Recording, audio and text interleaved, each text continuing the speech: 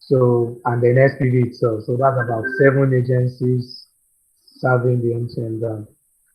I'm a brand and communication strategist, and I've worked on brands like Etisalat, Dangote Cement, Dangote Salt, DanQ Seasoning, even Dangote Seasoning, Keystone Bank, Spectranet, and I currently work on end-to-end Nigeria.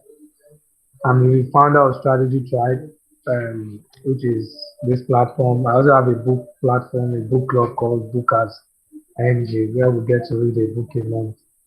And then Reddington and Homes, which is my new consulting outfit that I've just set up. I've not launched it yet, but it's registered. And the essence of the platform is so I can offer strategy services to brands, MSMEs that cannot afford agencies. So I'm a bibliophile. I love reading books, and anywhere there is knowledge, you find me there. So I'm trying to be a polymath. And also, for those who know me, I'm a human rights activist. I hate when people try to cheat others. And I guess it's one of the reasons why I found myself in strategy and account planning. So let's go to the table of contents. So we are not just going to go into the tools. I'm going to briefly explain what strategy is, the strategy process, strategy on the page, what are strategy tools, and I'm going to explain 10 strategy tools that's on this session, and then we are going to open the room for questions and answers, and then we'll look at the sources. So let's continue. So what is strategy? What is strategy? Does anybody want to give it a try? What is strategy? So I'm going to, you can, if you want to help us with the definition of strategy, you can just raise your hand, and then you can, I'd unmute you, and then you can talk. Who wants to help us with you don't need to worry, there is no right or wrong definition. So it's just, we are just pals discussing, so you don't need to be shy. So who wants to help us with the definition of strategy? Or should I start calling people? Who wants to help us with the definition of what is strategy? Anybody? Anybody? Yeah. So strategy, I think, basically means making an informed choice. So you need information to make choice to win. Yeah, just a basic understanding. Okay. Thank you, Demola. Cynthia, you have the floor. Hello, sir. Okay, strategy is basically how you get to a desired objective or a desired goal. Okay, thank you. Adeshola Olaito. Yeah, I was about saying I can't see your screen. I don't know. But can you see my face? Yes, I can. Okay, yes. I moved from the presentation so that we can discuss what strategy is. Now I'll move back to the presentation. So you guys are right. Demola said informed decision. Cynthia Alozie said how to get to desired destination. Oloruntola Israel, you have the floor.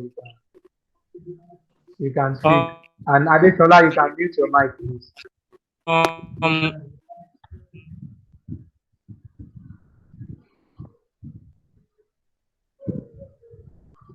Oloruntola Israel, we can't hear you. Oh, that's probably your network. I think we can't hear you. Strategy. Hello, can you hear me? Strategy is all about knowing the result. And hello. Strategy is all about knowing the result and get to the results. Knowing the results and how you want to get to the results. How you want to get to the results. Okay, so strategy is about you having a destination in mind and knowing how you want to get to that destination. Thank you, Oloruntola. So we are all right. Strategy is not that difficult. Yes. It's just you can mute your mic now. So strategy is just the process of us getting to a desired destination. Whose mic is on? Okay, okay, everybody's mic is mute. So it's just that I want to move from point A to point B. The process in the middle is where the strategic thinking happens. You understand? My recommendation and then my execution, and then am I getting to my desired destination? So that's that. So let's look at what I have here as regards the definition of strategy. Yeah, strategy is how you plan to achieve a goal. And this definition was given by Rich Howard, how you plan to achieve a goal. So imagine let's say I have a goal in 2021 to be, let's say, the most sought after strategist in the world. And this is 2021, and I want to achieve this in 2025. You understand? That is my goal, 2025, to be the most sought after strategy in the world. Sorry, let me admit. Okay. So strategy is how. So that is basically me moving from one point to the other, which we've talked about.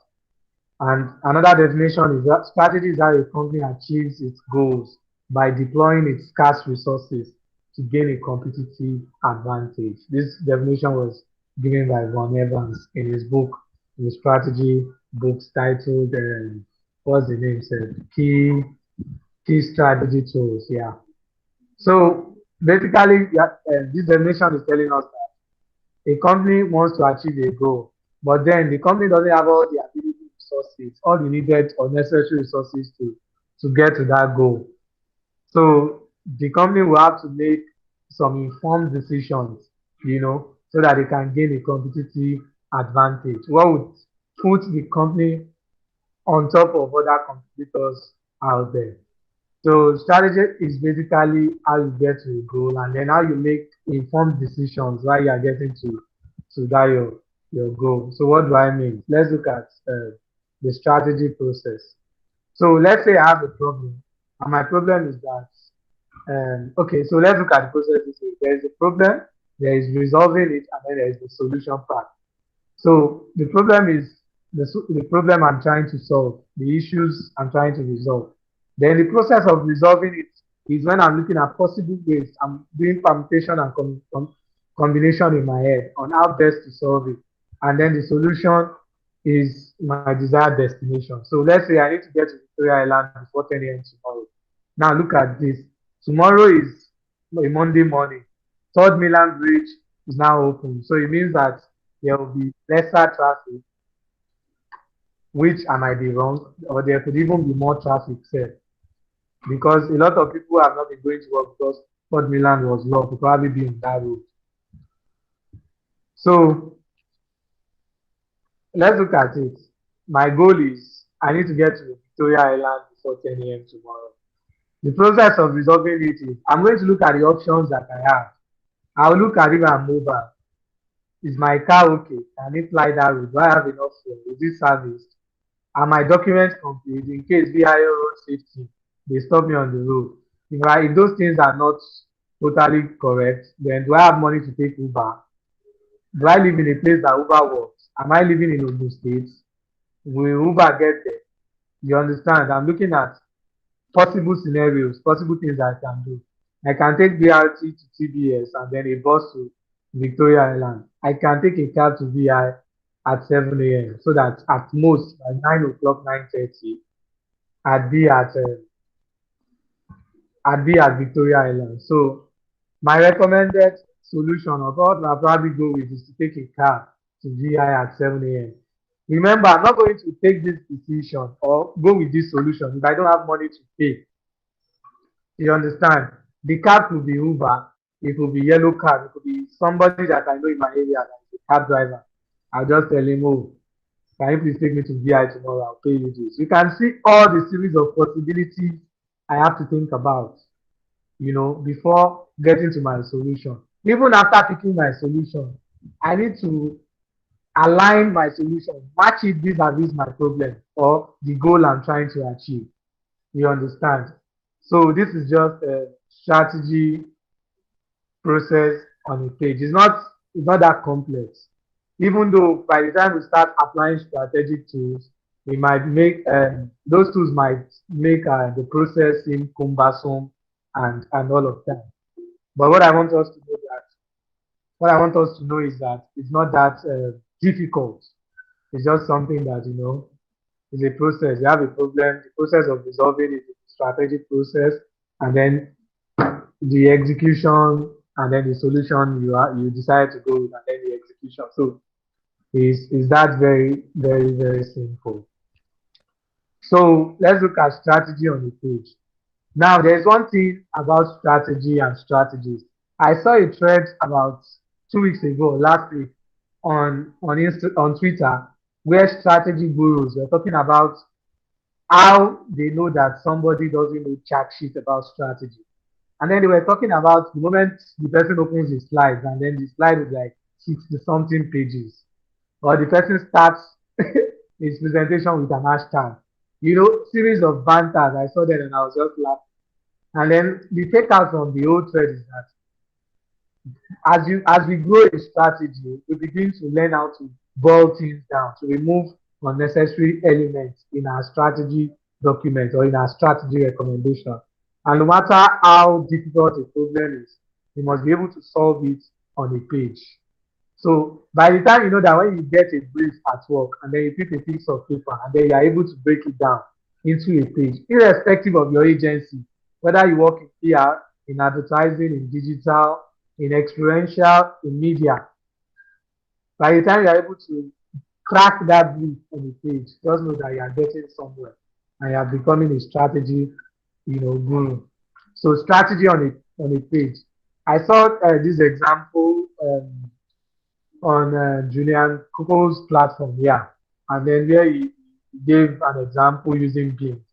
I know a couple of you guys would have seen that. So for me, I don't believe in using foreign examples when I'm taking classes, because I feel they are mostly things that we can't relate to, at least a good number of them. So I decided to localize the examples that I have here. So look at the business problem. Federal government wants to educate Nigerians on how to deal with sensitized online news. I'm not talking about fake news here. I'm just talking about those online news that can mislead you. So how can federal government, educate Nigerians about these sensitized online news? Now, when there is a problem, the problem that you are seeing is on the basis of the person who has the problem, which is federal government.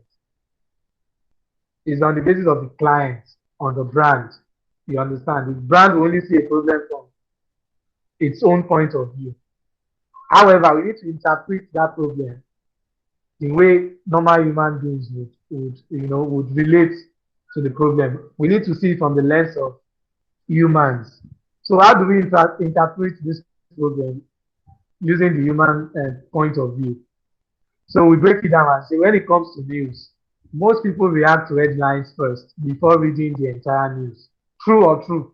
There are instances whereby you see headlines, whether on Sahara Reporter, on News World, sorry, there's no News Watch again, on the Nation newspaper, Punch, and then before you know it, you will not even read the whole stuff, you share it on your Facebook page, and then you already put your own point of view, just to get, just to pass your message.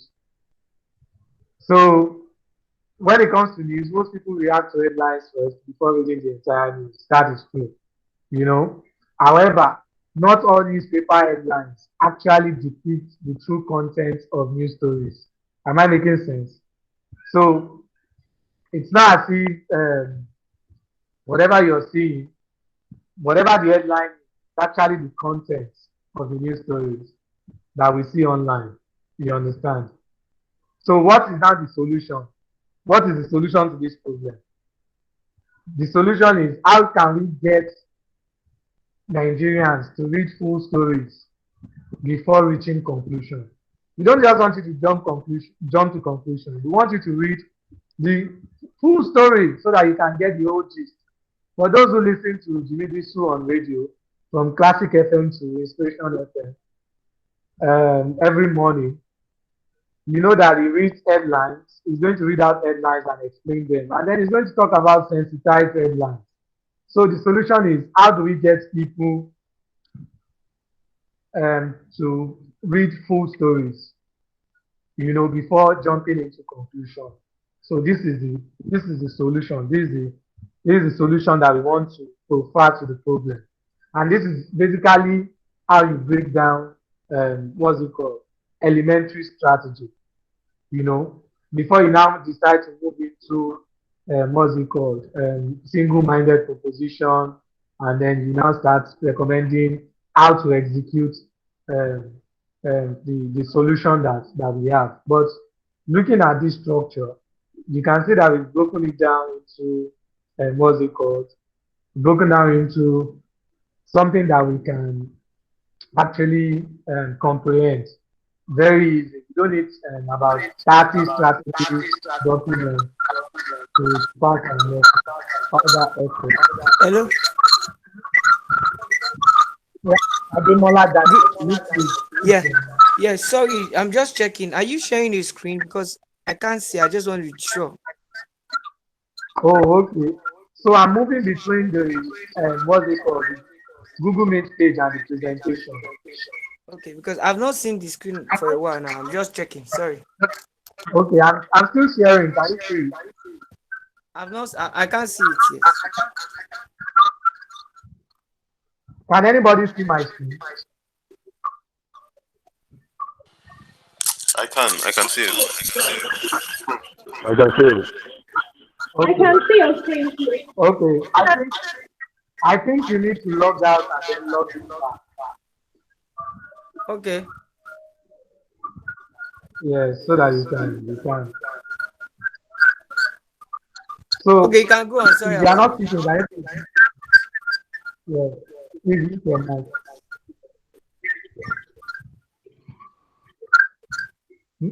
Ademola Daniel, can you please use your mic? Yes, please. Thanks.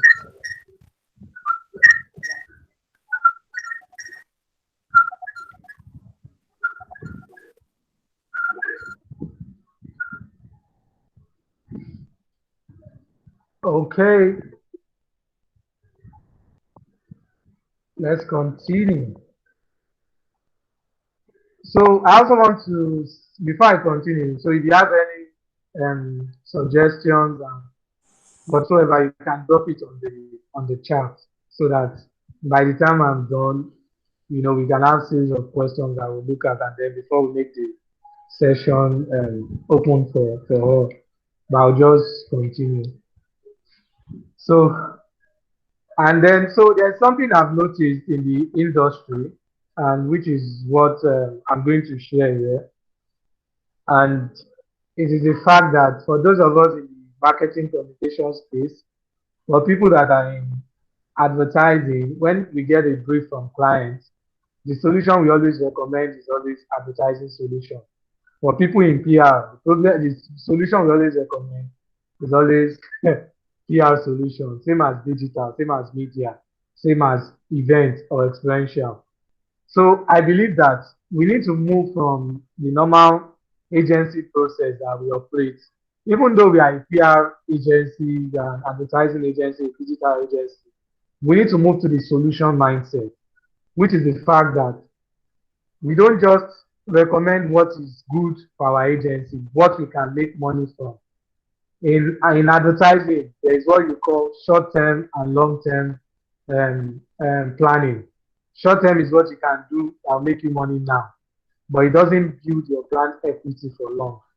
Long-term is what you will do. It's going to help you make little money now, but in the long run, it will help you make a lot of money. Long-term plan is what brands invest in, especially when they are in a price-sensitive market like telecommunication.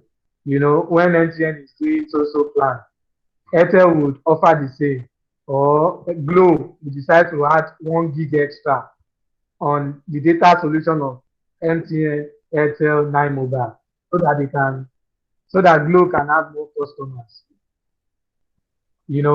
So the essence of this is that By the time we start seeing our agency process as a process that must lead to one solution, we start having problems.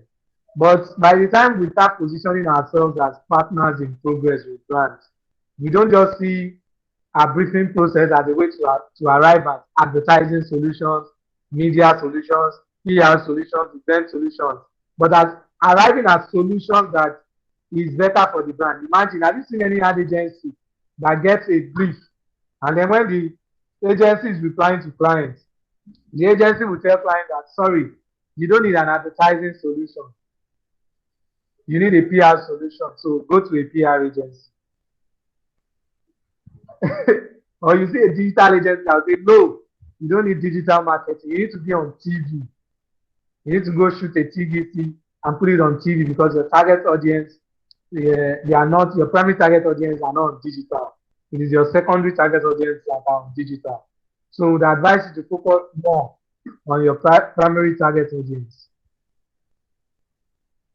I don't know if anybody has seen that kind of scenario before. But the essence of this solution briefing process is for us to have the solution mindset so that we don't box ourselves into say, oh, whenever we get a brief from clients and then the strategist will do the understanding of the brief. In some agencies, the account person that will do it. But my point is, why is the account person doing the understanding of the brief when it is the strategy that will work on the brief? So it's basically supposed to be the strategist that is, or the account planner that should work on the understanding of the brief. When the strategist does that, then the strategy and the accounts people they have a meeting. They have a meeting with the client to discuss if the understanding of the brief is the same with the brief or the problem the client is trying to solve. And then you have the creative brief. So the creative brief is where the strategists come up with all those words. You would have done the necessary research, you know. And before, don't forget, when you are doing the understanding of the brief, you do it with everybody.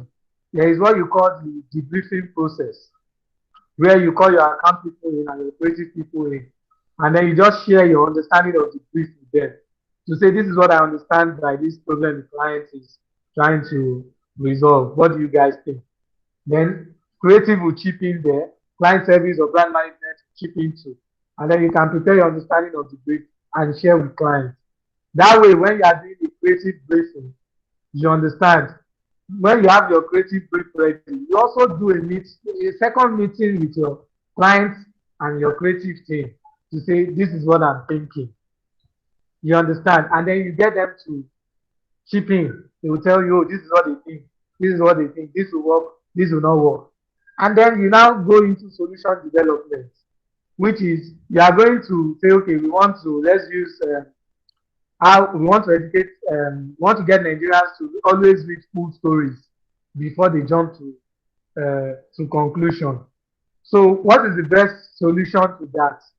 Is it advertising? Is it experiential? Is it what? It is at this solution development stage that you think about it. And then you say, okay, these are the possible ways that we can address this problem. And then you have a solution. So you are not saying, oh, because you work in an advertising agency, the solution has to be an advertising solution. No, it's wrong. You know? So if we look at, for those of us who follow Cannes Lion, we see different categories when they are doing Cannes awards. And then we see that even ad agencies, they come up with experiential solutions. Some of them will come up with digital experiential. Some of them would work with the out-of-home agencies and create experiential out-of-homes. They don't just come and say, oh, the solution is TVC, bam, or the solution is PR, bam. They look at the best solution that fits the problem. A good example is if you follow BBH on IG. Please, if you are not speaking, can you please mute your mic? If you follow BBH on IG, you see them when they share the series of briefs they've worked on. You see some of their solutions. Some of them are not entirely what's it called advertising solutions. But here in Nigeria, ad agencies are always coming up with advertising solutions. PR agencies are only coming up with PR solutions. You understand? And then there they are not shy of collaborating to say let's collaborate with these people so that the solution we are recommending to clients is pitch perfect, is very tight, you know.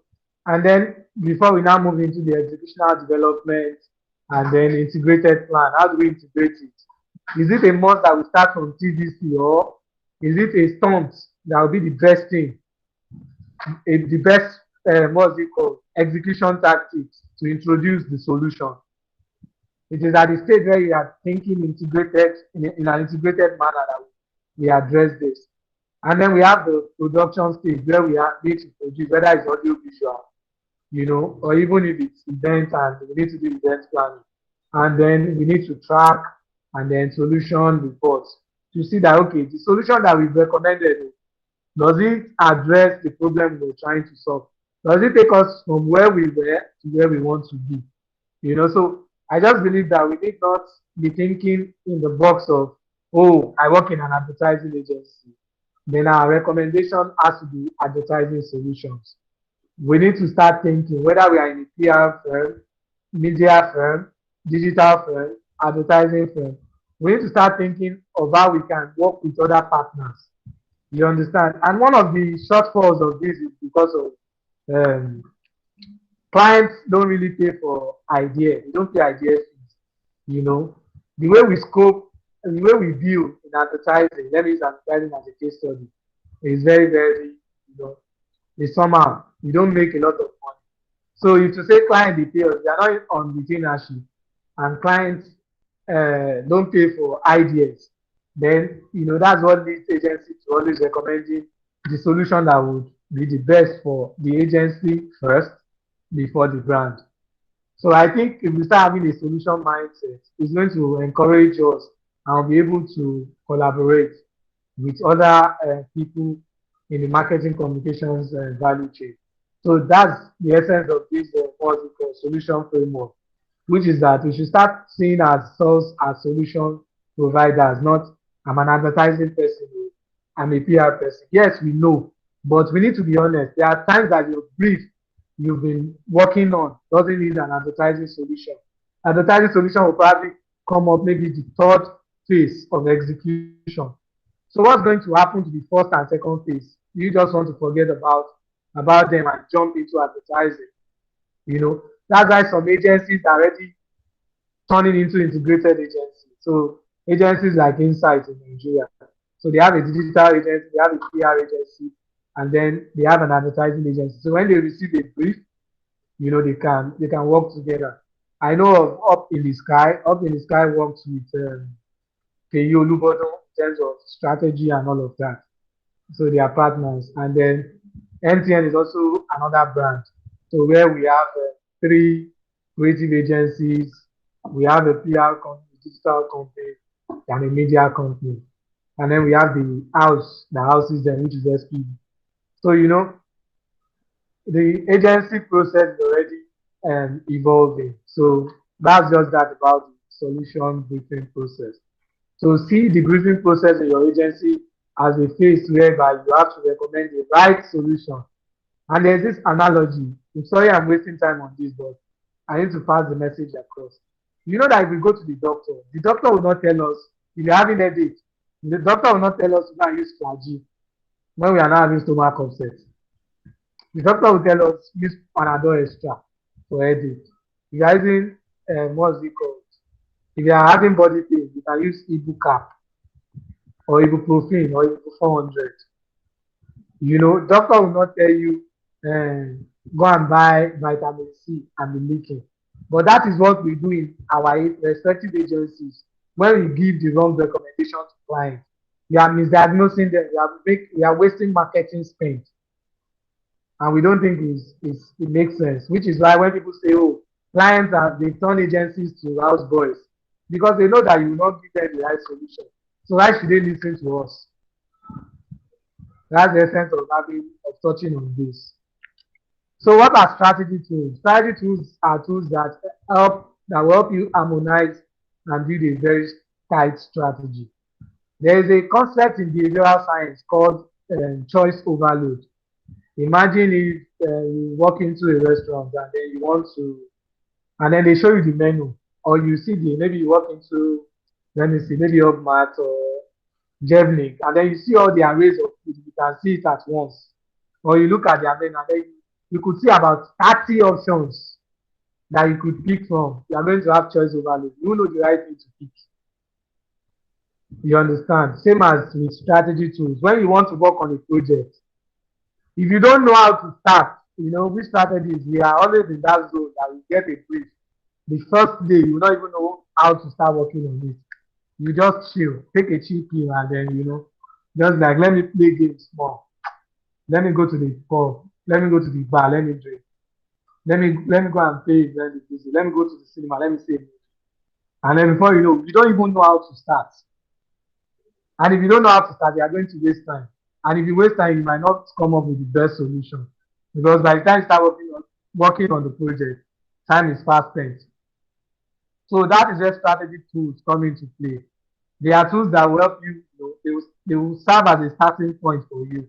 And then through that you can continue your strategy journey or solution providing. So the first one that we have is the planning cycle that was introduced by Stephen King in 1968. So for those who know the history of account planning in the world, you know that account planning was started almost at the same time by two great men. You have Stephen King in J. Walter Thompson, JWT, and then you have BMP, Police, that works with BMP. And they both have their own point of view as regards how a strategy should work. A summary of this is that Stephen King and the people of JWT, they believe that an account planner should be like a solution provider. You are not somebody that should just say, oh, I can only provide advertising solutions or creative. I make creatives better. You should be able to provide solutions across the marketing needs, whether it's promotion, which is where advertising comes from, or it's products, or it's people, or it's distribution, which we call place. You understand? But basically, they all agree, they both agree that basic planning process should follow this. Why for Poly believes that you as an account planner, your job is to go and look for that insight, that would help the creative people do more creative work. And that's it. You should help creatives do more creative work. That's the point of view of Poly. Why the point of view of Stephen King of JWT is that you should not just make or do creative work, but you should also be able to provide solutions that is not related to creativity, because creativity or communication is just under promotion in the marketing mix. So let me explain these two. It's just a process of getting to where we want to be. So where are we now? We have a company, or let's use Nigeria as an example. Nigeria wants to educate its citizens on how to navigate around sensitized news. Why are we here? Why is Nigeria trying to resolve this problem? Because media houses, bloggers, everybody is just trying to have access to internet. They are trying to sensitize news stories. So where could we be? Where could we be is where Nigeria wants to be as regards the problem. In Nigeria, where almost all Nigerians read stories before they jump to conclusion.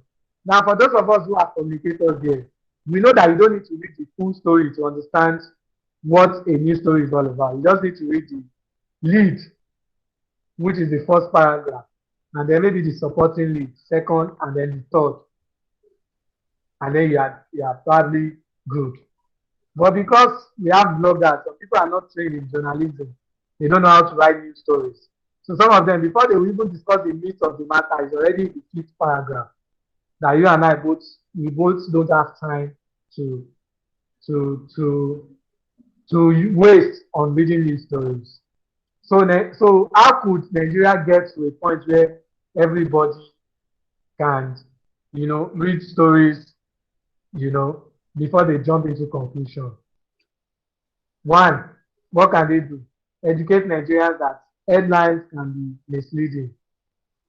Encourage what's it called, reporters to follow the proper news writing style so that Nigerians can have the meat of the message in less than 30 seconds. So by the time they've read the lead and then maybe the second paragraph, they have the full gist. Another way could be an activation whereby there will be a bottled water that is produced by maybe each state government, whereby on the wrapper of the bottled water, you have the lead story. You understand? The lead stories. Maybe they will pick the newspaper headlines of the day, and then government would recouch the headlines so that the headlines will speak to the content of the story. You can see that's another way.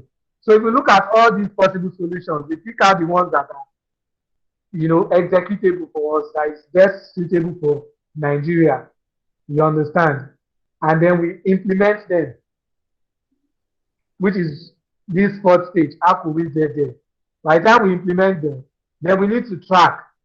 Maybe after 3 months, then we can conduct a nationwide interview or vox pop to find out if the reading habit of Nigerians towards these stories have changed and if they stopped jumping into conclusion whenever they see a newspaper headline. And then that is the point whereby you are looking at, are we getting there, which is where you are doing evaluation. So where are we with the current situation of the brand? Why are we there? What are the things that are responsible for the brand to be in a particular situation? Where could we be? This is the vision, the goal of the brand. How could we get there? This is the strategy and the implementation of that strategy. And then are we getting there? This is the evaluation of the strategy. So this is the first planning process that was introduced in the field of advertising, and it was done in 1968. So that's that about the planning cycle. So I don't know. I think for this session to work, if you have anything to say, I think we can still type it down. Let me see. Okay, so you can type it if you have any question to ask or anything, just drop it on the comments. So that's that about the planting cycle. So if anybody has a question to ask, please go ahead before I move to the next one. Any question, you can raise your hand and then I'll call you. Any question? Any question? Is there any question?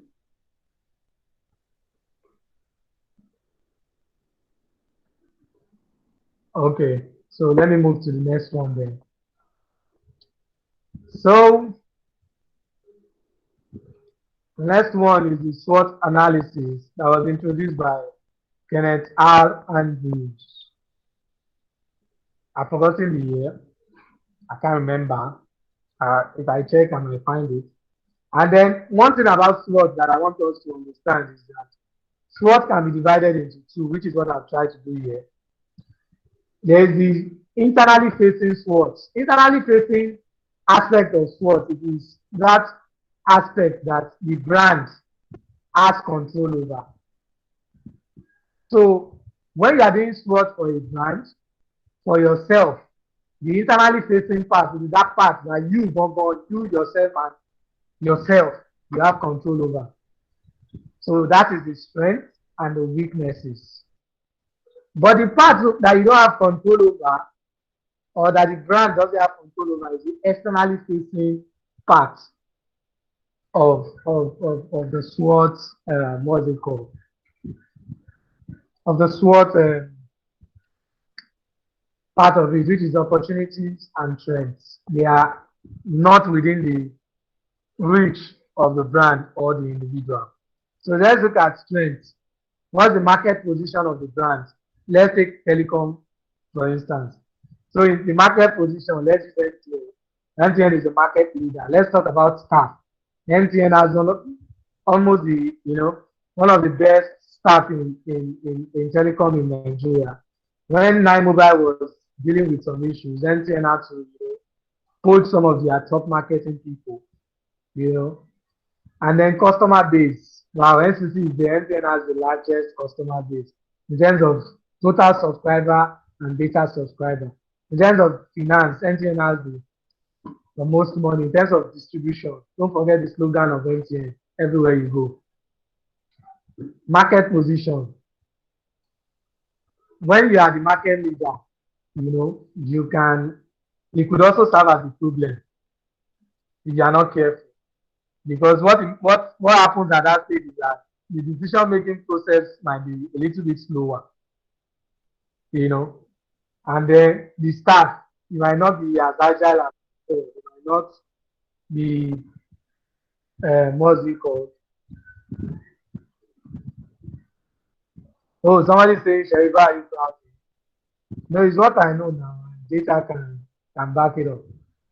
So customer base, when you have a lot of people, whenever they have issues with your brand, you are also going to have the highest or the largest complaint, which is why in terms of data, when people are complaining about data, because MTN has the largest customer, the largest complaint will be from MTN.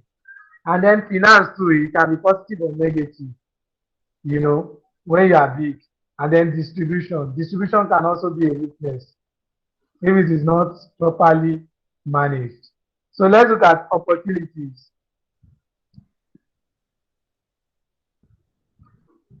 Let's look at opportunities.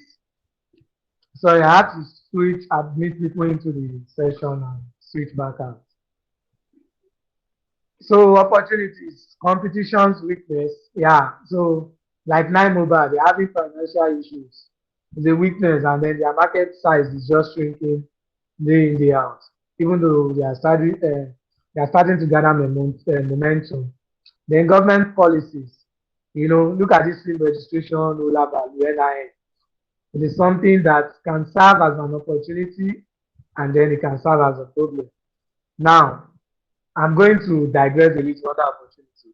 Last year, January, I did a paper for the MTN team on why we should use our might, our distribution channel in Nigeria to help Nigerians. And then guess what I suggested? I suggested that can we please use our MTN centers as NIN registration centers? I submitted that document in January 30th, 2020. And then, it is one of those things, all these documents that they didn't ask you, but you just think there's an opportunity there, which is one of the things that we are paid to do as an account planner and as a strategist.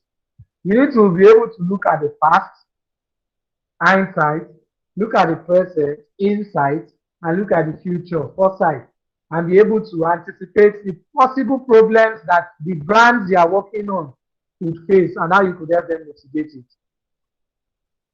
Imagine if MTN had allowed or they had approved that process.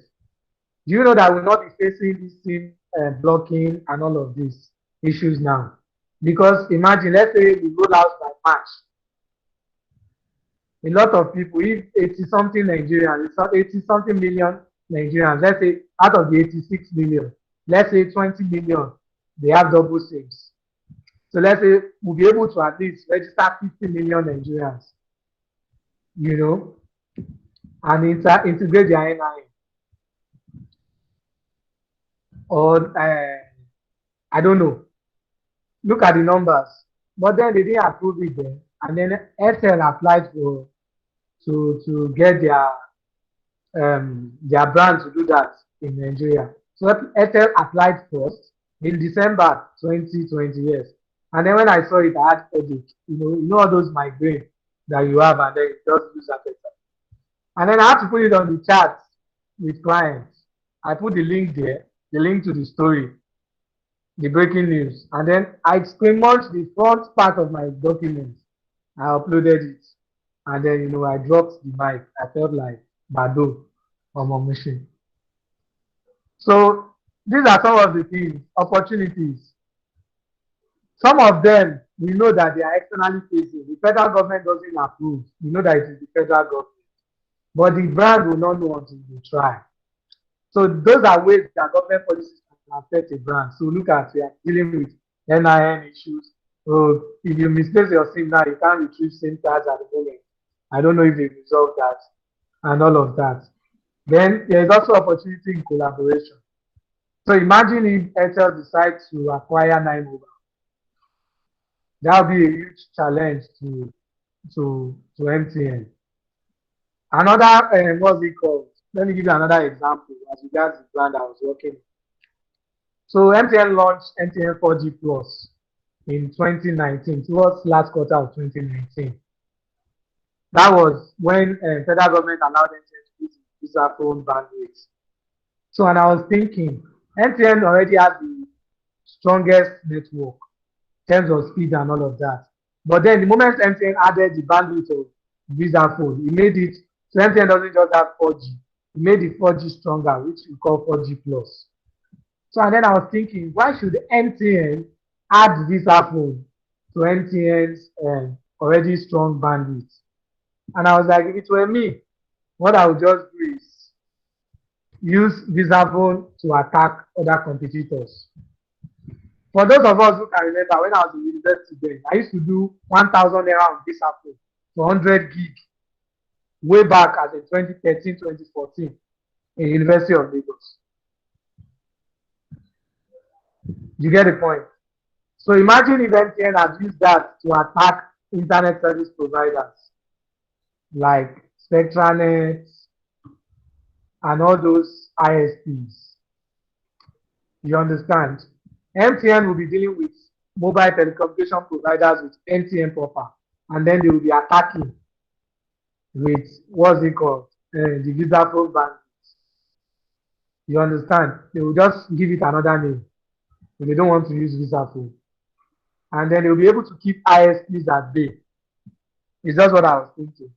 We don't know how it will pan out. But I'm sure they would have checked out the possibilities and then they decided to merge it with proper MTN bandwidth. So that's that about opportunities. And then seasons, you know, there are seasons like in the US. Imagine if there's a company that can come up with, what's it called? All these attached, what's it called? Tools that you can attach to tires. So that whenever there is snow, you don't need to worry because accidents happen a lot in countries where whenever there is winter. So imagine if a company can do something, maybe like a fixable stuff, a detachable stuff that car owners can attach to their tires. You know that products like that will only sell during winter. That is the, what's it called? The opportunity there for seasons. And then for people that sell umbrella, they can sell during the rainy season in Nigeria or in this period where there's intense sunlight. But it's just situations whereby seasons come to play. You know, like Valentine, people that do romantic stuff, they sell a lot. Gift stores, they sell a lot during Valentine, Mother's Day, and then Christmas. So, what are the seasonal opportunities that a brand can tap into? You know, those things are beyond the control of the brand. However, some brands, which is where the creativity part comes in, they know how to tweak creativity in their own favor. For instance, for those who know about Small Business Saturday in US, you know those special days. It was created by Facebook, I think.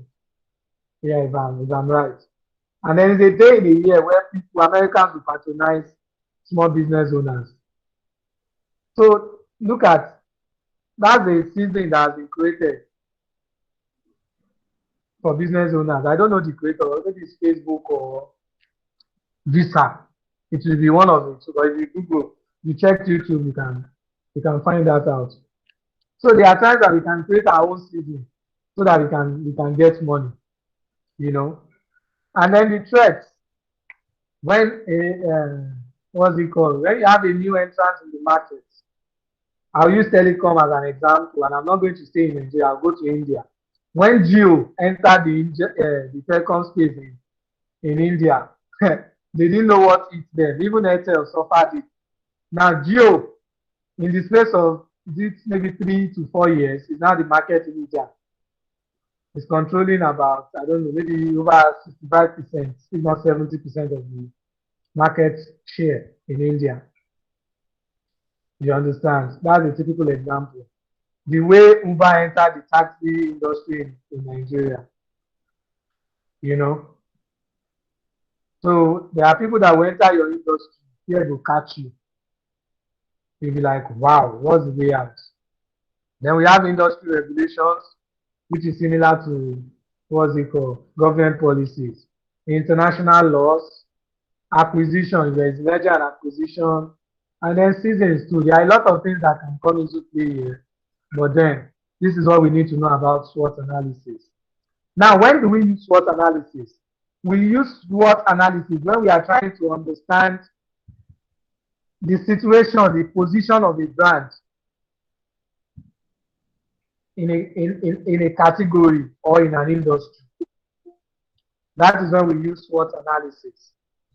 You don't just say you want to use SWOT analysis or use say.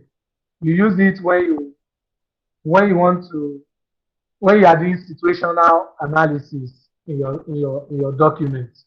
When you want to know, the factors at play that can influence the brand, the ones that the brand can control, and then the ones that the brand cannot control. And then the ones that the brand cannot control, when you use creativity, you can flip it in a way that will favor the brand. So that's that about SWOT. So let's move to the next tool, which is the PESO formula. And then it started as PES before, or ESTP, and it was introduced by Francis Aguilar in 1967. And when he introduced it, then it was called PEST. So that's that. And then the first P here is political. Oh, sorry, I didn't notice that I didn't type it. So P stands for political. So what are the political factors that could influence your brand? Government policy, political stability, corruption, foreign trade policy, tax policy, labor law, trade restrictions. For those who are familiar with the CAMA 2020. Now, there are some aspects of our salaries that we enjoy tax relief before, but now with the new 2020 CAMA law,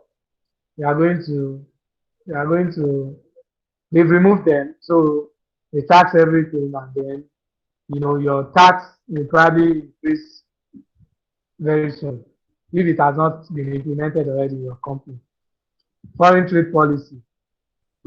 We all begin to wonder why we are so eager to ensure that Okojo Iweala emerges as the World Trade Organization leader. We have corruption, which is what we know. So imagine if any brand wants to look at Kakovid. Let me use Kakovid as an example. Look at the good intention they had, the money they donated during the lockdown. How far now? Did we get palliatives? What about political stability? We are currently facing political instability in Nigeria. And anywhere there is political instability, it's going to affect the economy. Now, as of yesterday, dollar is already selling at 110. So in 410 naira to a dollar as at yesterday. So which means that we Nigerians, we are getting poorer every day. When Buhari came into power in 2015, dollar was selling at 200 naira. So it means that you're earning 500k as of 2015. And you are earning 500k now. You are poorer now compared to them. So any political decision that is going to influence a category or the industry that the brand is playing in will come under political. Then you have the economic factors. So what's happening in the economy? What's the interest rate, inflation rate? Inflation rate of Nigeria is over 17%. That's scary. I think 17 to maybe 23. I'm not sure. Then if inflation is high, disposable income will automatically reduce it. Disposable income is the money you have to spend after they've done all deductions. Your take home. And then it's also going to affect unemployment. Unemployment will surge. How is it going to affect your industry or the industry the brand you are working on is playing? You have population growth rates, age, distribution. Look at it. Before, whenever we are doing marketing plans, we always do mass markets. And then when we talk about mass market, we always talk about those people that are not too educated and blah, blah, blah. We always talk about older people, people that are 40 years upward. But since 2016, mass has steadily declined from people that are over 40 to people that are below 35. So marketing documents or marketing target audience has changed from mass being older people to the youth being the new mass. Whether it's formal youth, those who are educated or partially educated, at least they have secondary school education, or those who are not. You understand? The informal youth, all these adults are not well educated, maybe primary school or secondary school dropouts. People in the village that are young, you know, they are now the new people that we target. So look at that. That's population growth. So we are looking at social now. Age distribution, career attitudes. Unlike before, when they ask us, what do you want to become when you grow up? Some people say I want to be a policeman, a firefighter, a doctor. More people want to be an influencer now. People want to be a blogger. People want to be a content creator. People want to be a farmer. People want to be a data analyst. People want to be strategists. People want to be digital strategists. People want to be digital marketers. When you look at what people want to be in life, it also influences the kind of products and services that the brands you are working on come up with. It's going to affect their innovation process. Health consciousness, we've been talking about mental health, at least in Nigeria since 2018. But now it has never occupied center stage like it did in 2020 till now. Look at the number of people that have committed suicide in Nigeria since 2020 till date. The numbers just kept on increasing day in, day out. Lifestyle attitudes. Look at what's currently happening, lockdown. Some of us have been working from home since March last year, and it's going to be like that till the end of 2021. So my lifestyle, like before that I go out and I don't want to catch COVID. So I just try to stay indoor, use common sense. And, then cultural barriers. What is the current trend out there? You can have a feel of it when you are looking at the Gen Z and millennials battle on Twitter. Even though I don't really believe in the power of what is grouping, millennial, Gen Z, baby boomer, and all of that. I think they are all human beings. And then basic things that drive human behavior works on all of us, irrespective of our age. It's just that you get to some age whereby those things would not really, really have effects. But then for us now to say, oh, Gen Z this, Gen Z that, there's a report I read 2 years ago that called millennials the renters generation. And then the report was saying that we millennials, we are not going to build houses because when we exist, there is economic hardship, especially when you look at African countries. And then people won't have a lot of money to build houses. And if you look at it from that point of view, look at our parents. Some of them built their first house before they were 30. But look at you and I. House get. Some people don't even have a plot of land. Which is the reality. It's the truth, which is the reality. But then our parents, they had their first car at 26. Some of them even gave birth at 24. But look at me, I'm 30. I'm still dating someone. I'm not even settled down. I don't have a house of my own. And do I feel pressure? Not really. Which is where the effect of some of those things will come into play. But then, those are cultural barriers. Then technology. If you look at the technology world, there's this law, I don't know if it's called the Morse law, which says that within 10 years, The rate at which technology would expand would be like maybe raised to power 10. And if you look at it, look at 2010. I saw my 2010 picture and I'm like, oh my, for fuck's sake, is this me? Do you understand? And I was using what was the phone I was using there? I was using a Curve, yes. In 2009, I was in ND1. I was using Curve 3 then. But now look at the world now. There's iPhone X, and then look at BlackBerry. BlackBerry came, saw, and it was conquered. Look at technology. Look at the sizes of laptops there. There was a time burglars entered my room in school. They stole all the phones we were charging. I left it in my room and then I went to school. And when I got back, I noticed that my room had been jacked. And then they stole my friend's laptop and then they didn't touch mine because mine was fucking very heavy. Permit me, I use the F word a lot when I'm not in a formal setting. So, and then the thief had to leave my own laptop because he's like, if you carry this laptop, they'll catch him. But look at technology today. Some of us are using MacBook Pro. Look at iPad, very flat. Look at iPhone. Look at processors.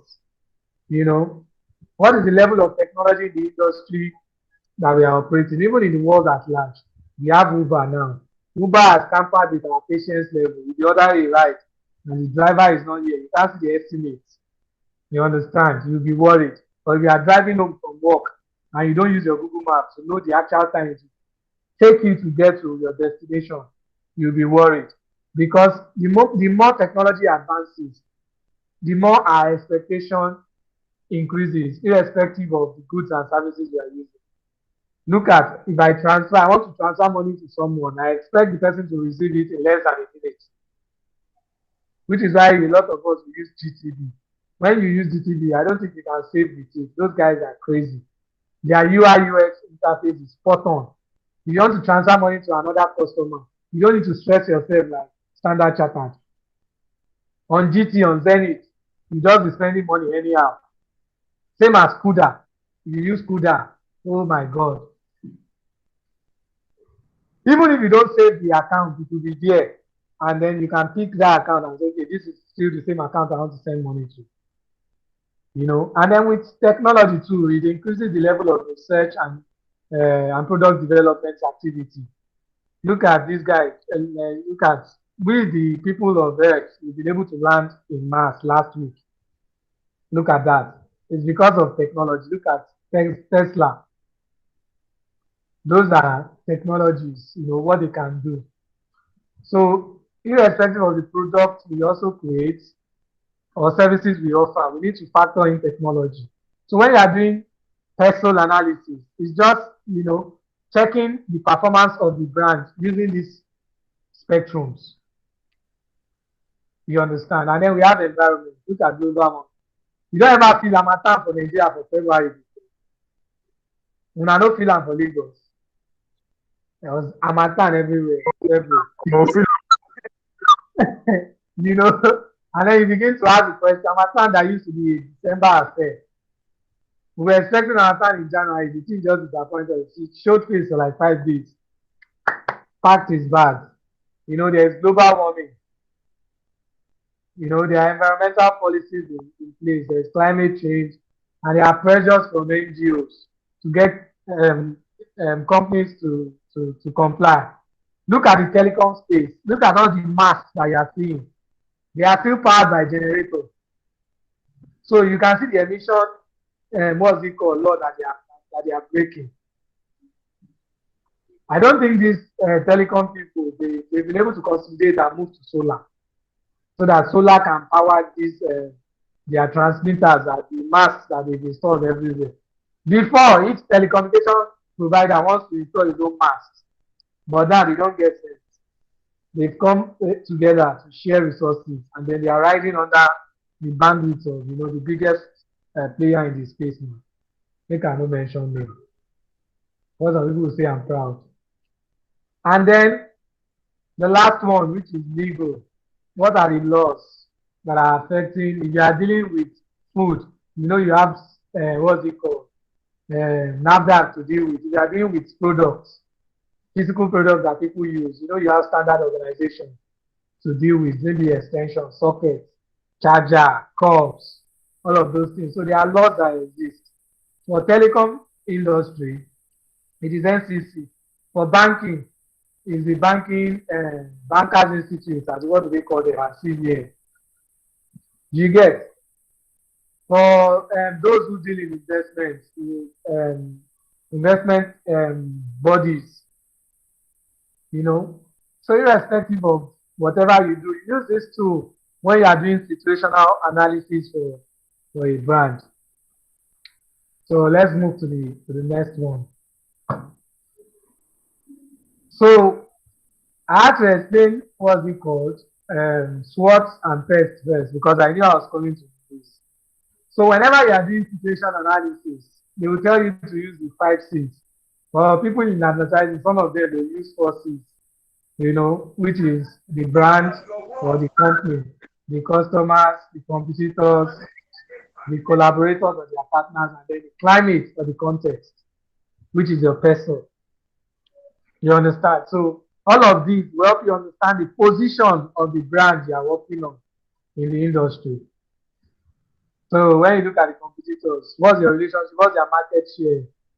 You know, what's the opportunities that you can tap into? How best can you deal with them? When you look at company, you know, what is the vision of the company? What's the strength? What's the weakness? Is there any USP that you have? What's the company culture? When you look at your partners, is there any shared interest? You understand?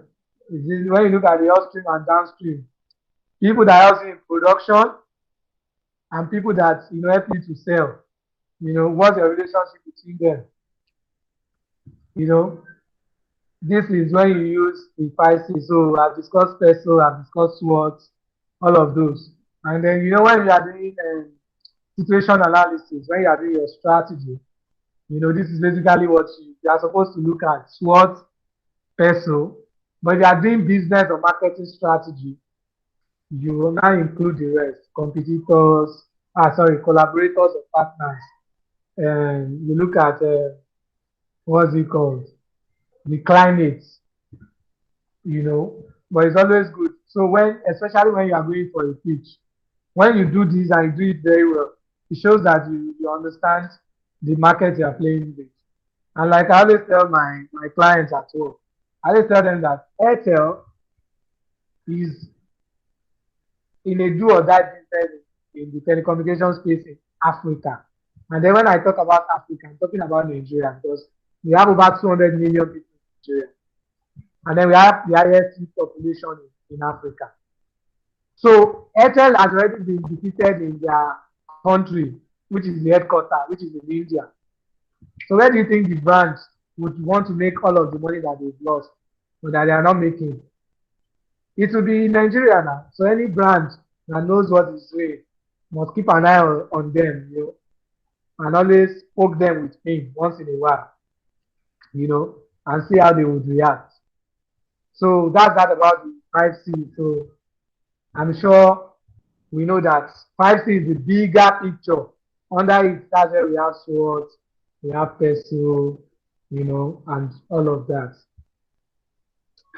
So let's look at Porter's 5 forces. It was published in Harvard Business Review in 1980 by Michael Porter. He's known as one of the most respected business strategists of all time. And then the essence of this is, when you look at Porter's 5 forces, for those of us that we always work on a new brand, a brand that is trying to enter into a country. Sorry, let me admit these new people. Okay. For those of us who work on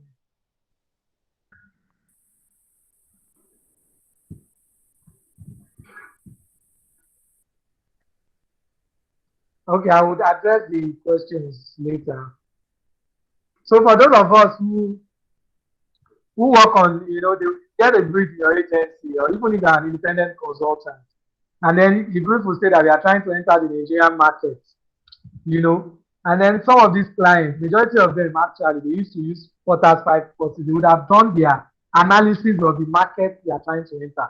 So you use this framework or model or this tool when you want to enter a new market, and then you want to know the position of your brand in this new market that you're about to enter. If your brand is going to survive or not. You understand? What is the kind of competition in the industry that you want to enter? Let's look at telecommunication. Do you think the telecommunication industry in Nigeria is very competitive? Yes. Can you enter? Yes, with the right strategies. Then you look at the threat of substitute. This is my product. If people do not buy it, is there an alternative that they can get? And is it very easily accessible? You understand? So let's use telecom. If people don't use telecom services, is there anything else they can use?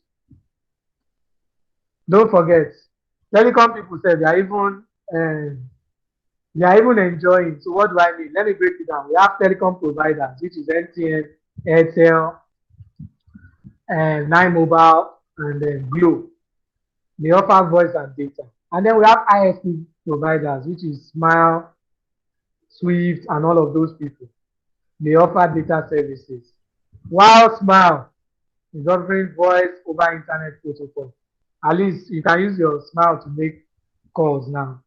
But for some other internet service providers, it's not the same case.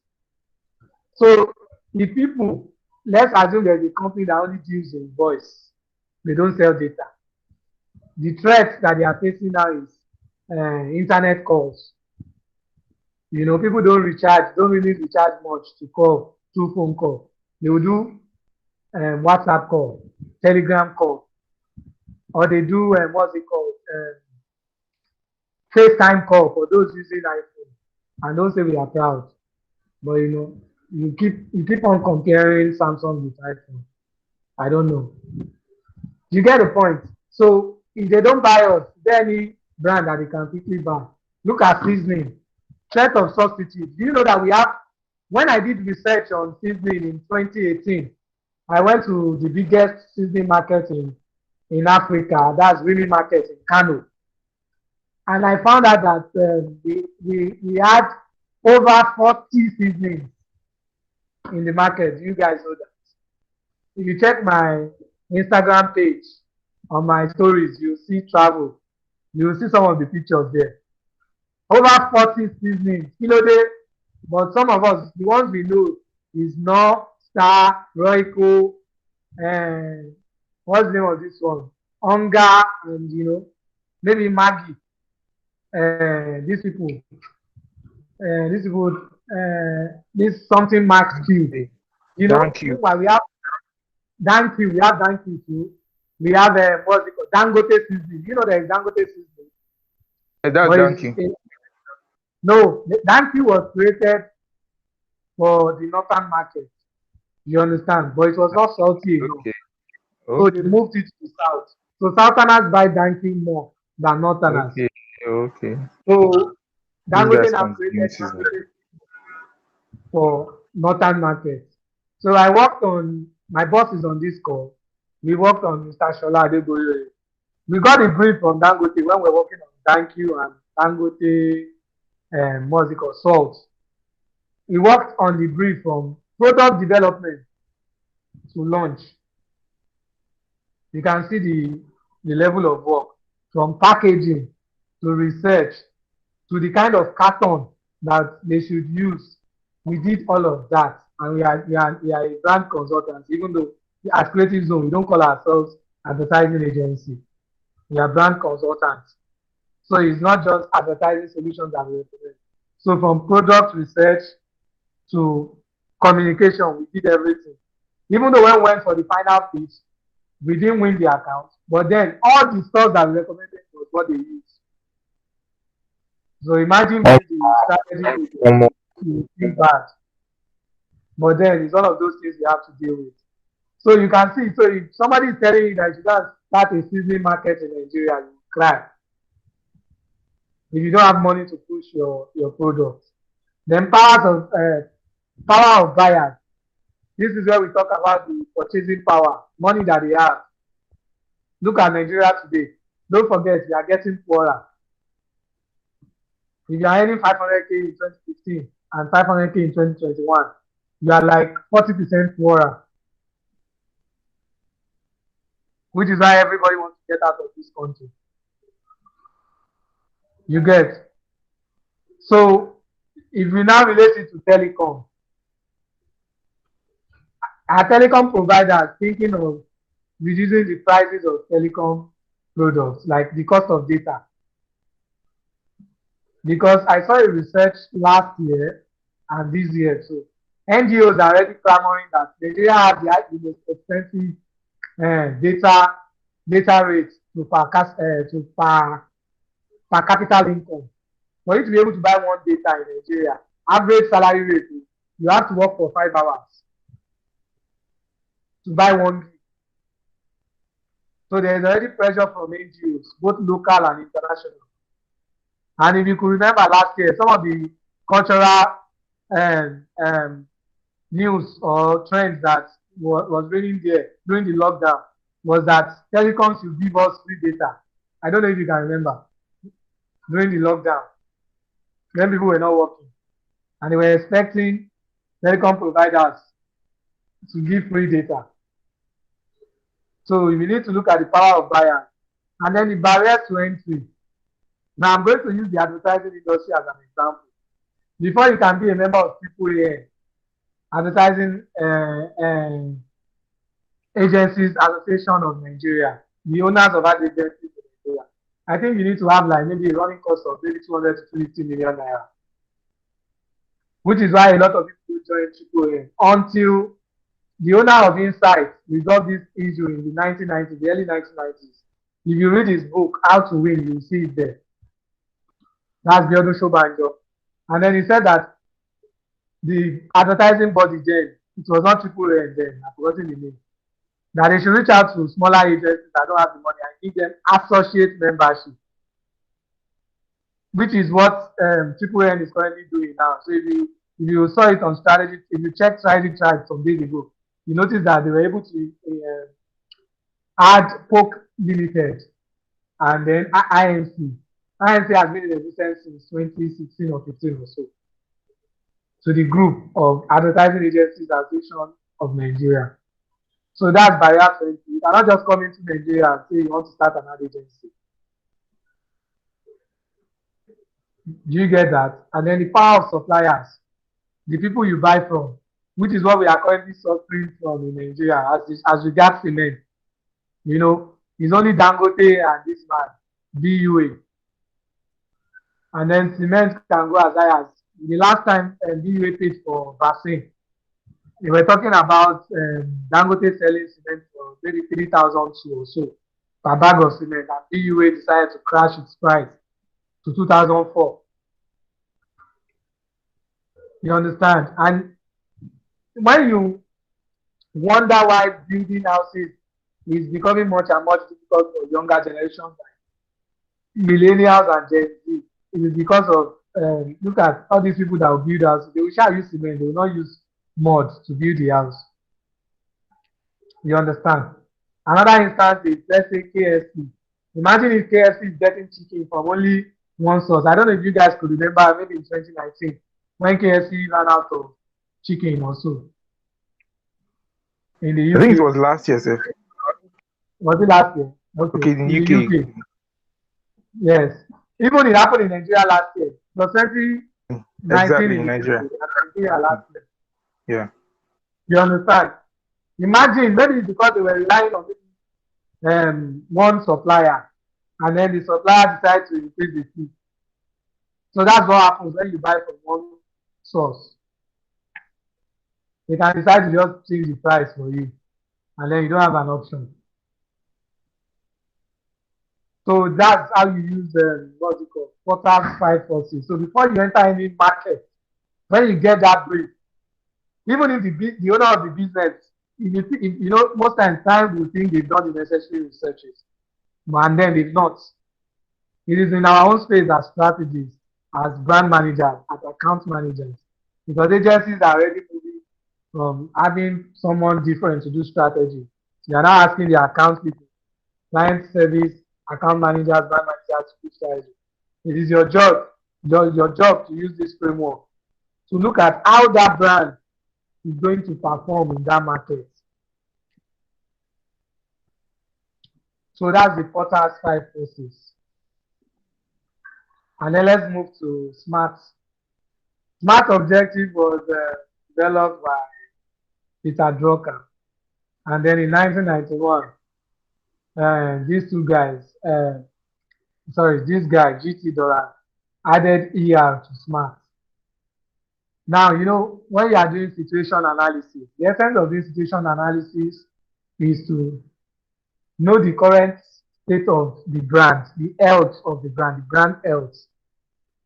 You understand? Then it is after you've done the situation analysis, that's when you get to set objectives. So this is where SMART comes in. Now, if you pick briefs, the briefs you receive from clients, there are some clients that their objective, what they are looking out for, is tied to BHT and NPS, brand health tracker, and net promoter score. For those of us in the telecom space, we know that. While some, it is number of subscribers. For some, it is number of people that will open new accounts. For some, it's number of people that will buy a product. But whatever the objectives that the brand is setting, it needs to be specific. What is that thing that you want to do?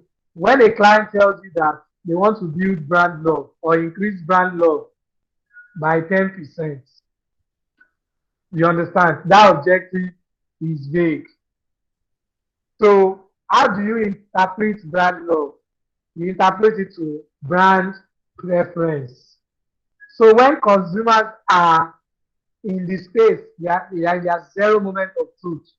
When they are ready to make buying decisions, they pick that brand. That's brand preference. You understand? That's one place to interpret it. Another way to interpret it is to build positive association around the brand. So that also when they want to buy the brand, when they are in a position to buy something in that category, they will choose the brand. Measurable. When they say they want to build brand love, they don't put a range there. It is not measurable. If they say by 5%, that means it is measurable. You understand? So it means that when you interpret it, you now say, okay, so increase brand preference by 5%. Attainable. Is it something that you can do? When they tell you they want to increase brand love by 50%, that brief is not attainable, it's not achievable. You understand? Is it relevant? That problem that they are trying to solve, is it going to move them from the point that they are now to the point that they want to be? Imagine a brand that wants to, what's it called? Imagine a brand that wants to sell. Are you with me? And then the brand is now focusing on, what can I use? The brand is now focusing on sales promotion. Now, sales promotion in the short term, the law in Nigeria is that any promotion should not run more than 3 months. You understand? I don't know if it varies from industry to industry. So, in the short term, sales promotion will deliver sales at that period when you are running it. But in the long term, it's going to devalue the brand, because what the brand is currently doing is positioning their buyers, putting them in a state of mind that when the price is high, they will not buy. They will wait for that point when they will do promo, giveaway. That's when they will buy. Now imagine for a brand that is trying to improve or increase brand preference by 5%. Do you think sales promotion is one of the right approaches to use? So when you see it inside the objective, only remove it. And then is it time bound? this 5% increase in brand preference, do you want it in 2025 or you want it like yesterday? You know, most clients, when you are discussing with them, they say, we want this done like yesterday. So when they give you brief, they want a 5% increase in brand preference in 3 months. That time is too short.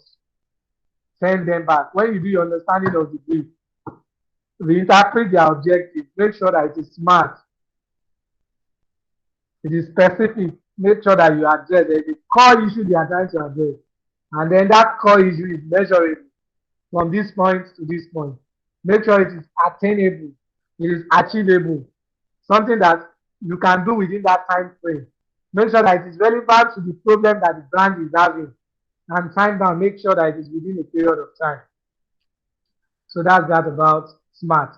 Then the smarter, the E is what?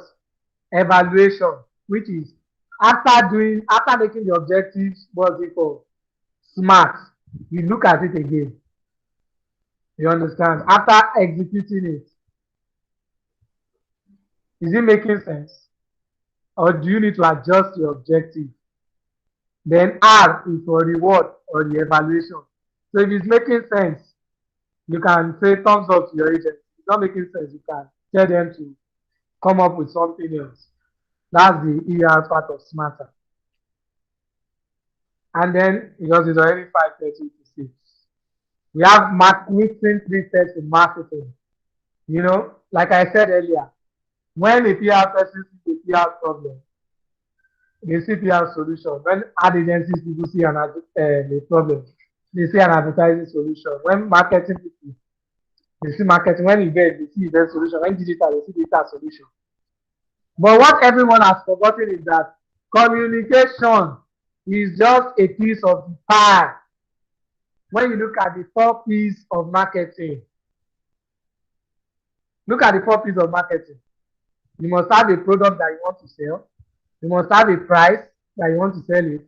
You must have the place that you want to sell it. And then you must let people know what you are selling through promotion. It is under promotion that you have advertising. Under promotion that you have PR. Under promotion that you have digital marketing. Under promotion that you have experiential marketing. Under promotion that you have sales, direct selling. Under promotion that you have direct marketing. Look at it.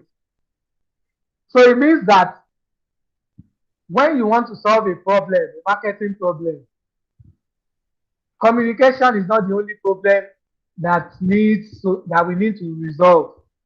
Sometimes you need to look at the products that we want to sell. Sometimes you need to look at the price of our product. Sometimes you need to look at distribution, awareness. Is it physically available and mentally available? But most times, when we get brief, we are recommending communication. We don't even look at other parts of the marketing needs. So what Mark Whitson said is that whenever you see a business problem, you understand. The diagnosis stage is where you do your situation analysis. It's like the stage where the doctor will say, yeah, tell us what is wrong with you. That is the client briefing you. And then the doctor will now look at the series of experiences he has gathered over the years, what he has learned in school. To now say, okay, these are probably the reasons why you are feeling this way. That is the diagnosis stage. So the diagnosis stage is the briefing, where you've been briefed by the agency, and then where you are doing your research on the probable cause of the problem for the clients. Then the strategy is how you think they can resolve it, which is the point where the doctor is prescribing tests or drugs rather, because you would have done tests in the diagnosis stage. So the strategy is where the doctor is prescribing drugs. You understand? And then the drugs will not just be drugs on edit. It will be drugs that is related to what is doing you, which is why we marketers have problems. We only give solutions that web agencies are working with to make money. And then most of the time, it's always promotion. I remember my boss there at Creative Zone, when we get briefs, when we are doing our strategy, we don't always recommend advertising solutions alone. And sometimes if it is PR, we are going to need the PR. We have a PR agency that we have alignment with. You understand? And that's what we present to clients.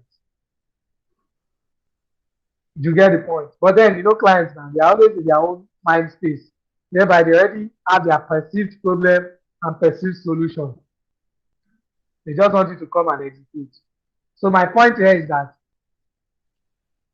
most marketing problems, communications will not fix them. We need to look at other elements of the marketing mix: price, product, place, even other aspects of promotion. These are the elements of marketing mix. Products. What is that thing we want to sell? How do we package it? Is it available in variants? Do we have people that are customer service person that will make the entire product enticing? Promotion. Are we creating promotion to create awareness for it? Price. What price? How did you position? Is it affordable or is it cheap? If it's not cheap, is it expensive or pricey? You understand? Place. When people want to buy or look at Coca-Cola, mentally, physically, you think of Coca-Cola. There is no store you go to and ask, except in eateries, where, like KFC, we have partnership with Pepsi, which is why I don't like going there, because I'm a Coke fan.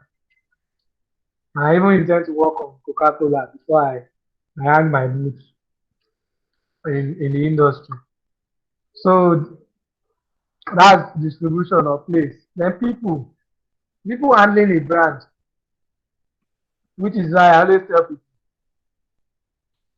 I went to Sterling Bank last week to open a business account for my business I just registered.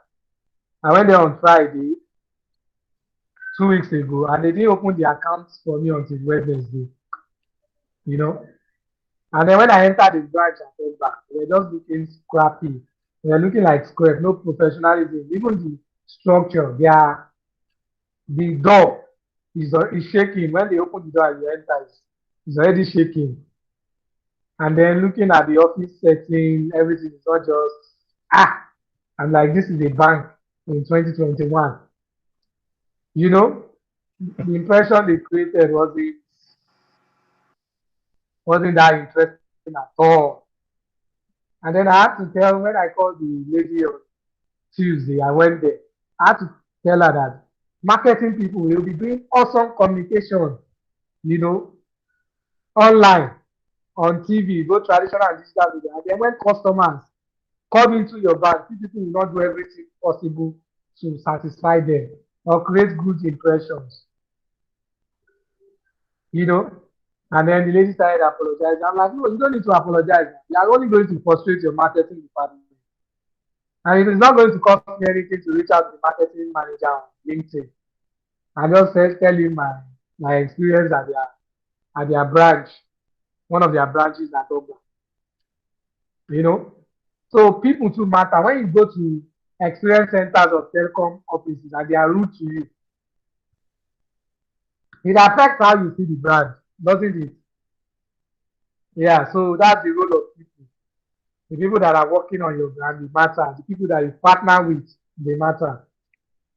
And then the process, your business process, how you handle stuff in your organization also matters. If it is stressful, like Sterling Bank, and it's time wasting, I will not go there. I will not even recommend it to other people.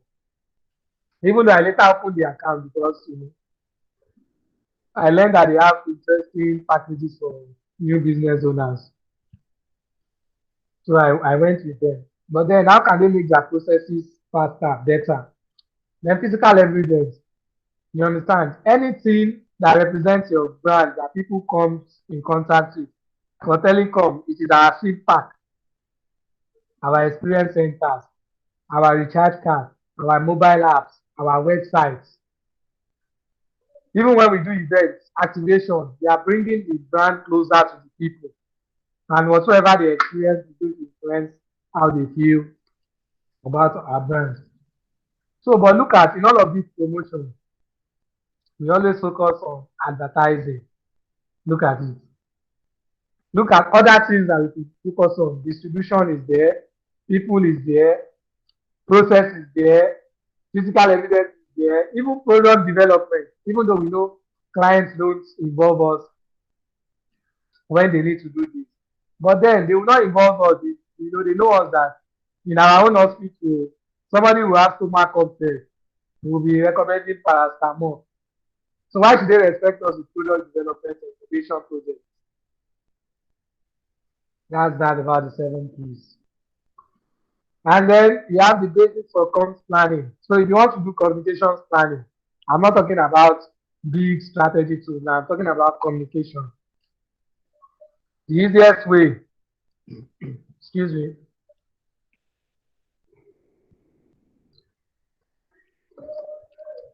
is to look at the context.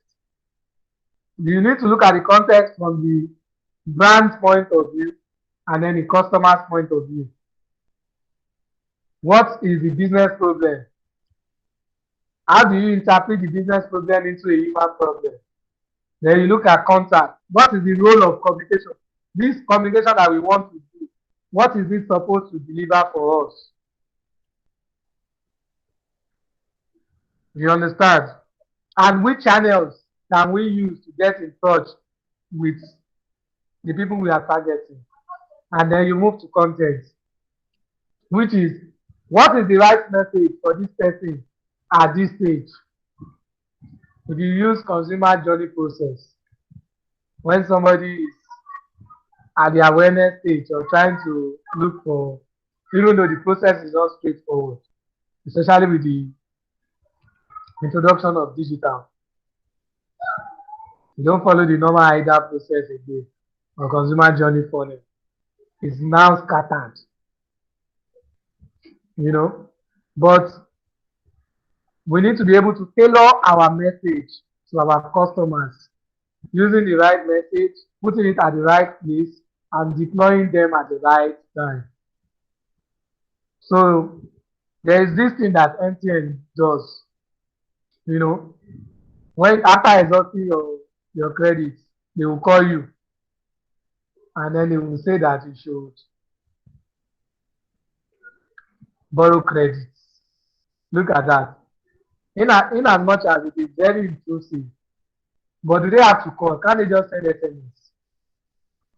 But then you receive that call from 606, and then that. Another example is say you just bought a new car. You understand? And then when maybe the digital agency has noticed that for the car manufacturer or the car seller, one of the tools that all these insurance people can use is to go and target people that are searching for types of cars online so that they can target them,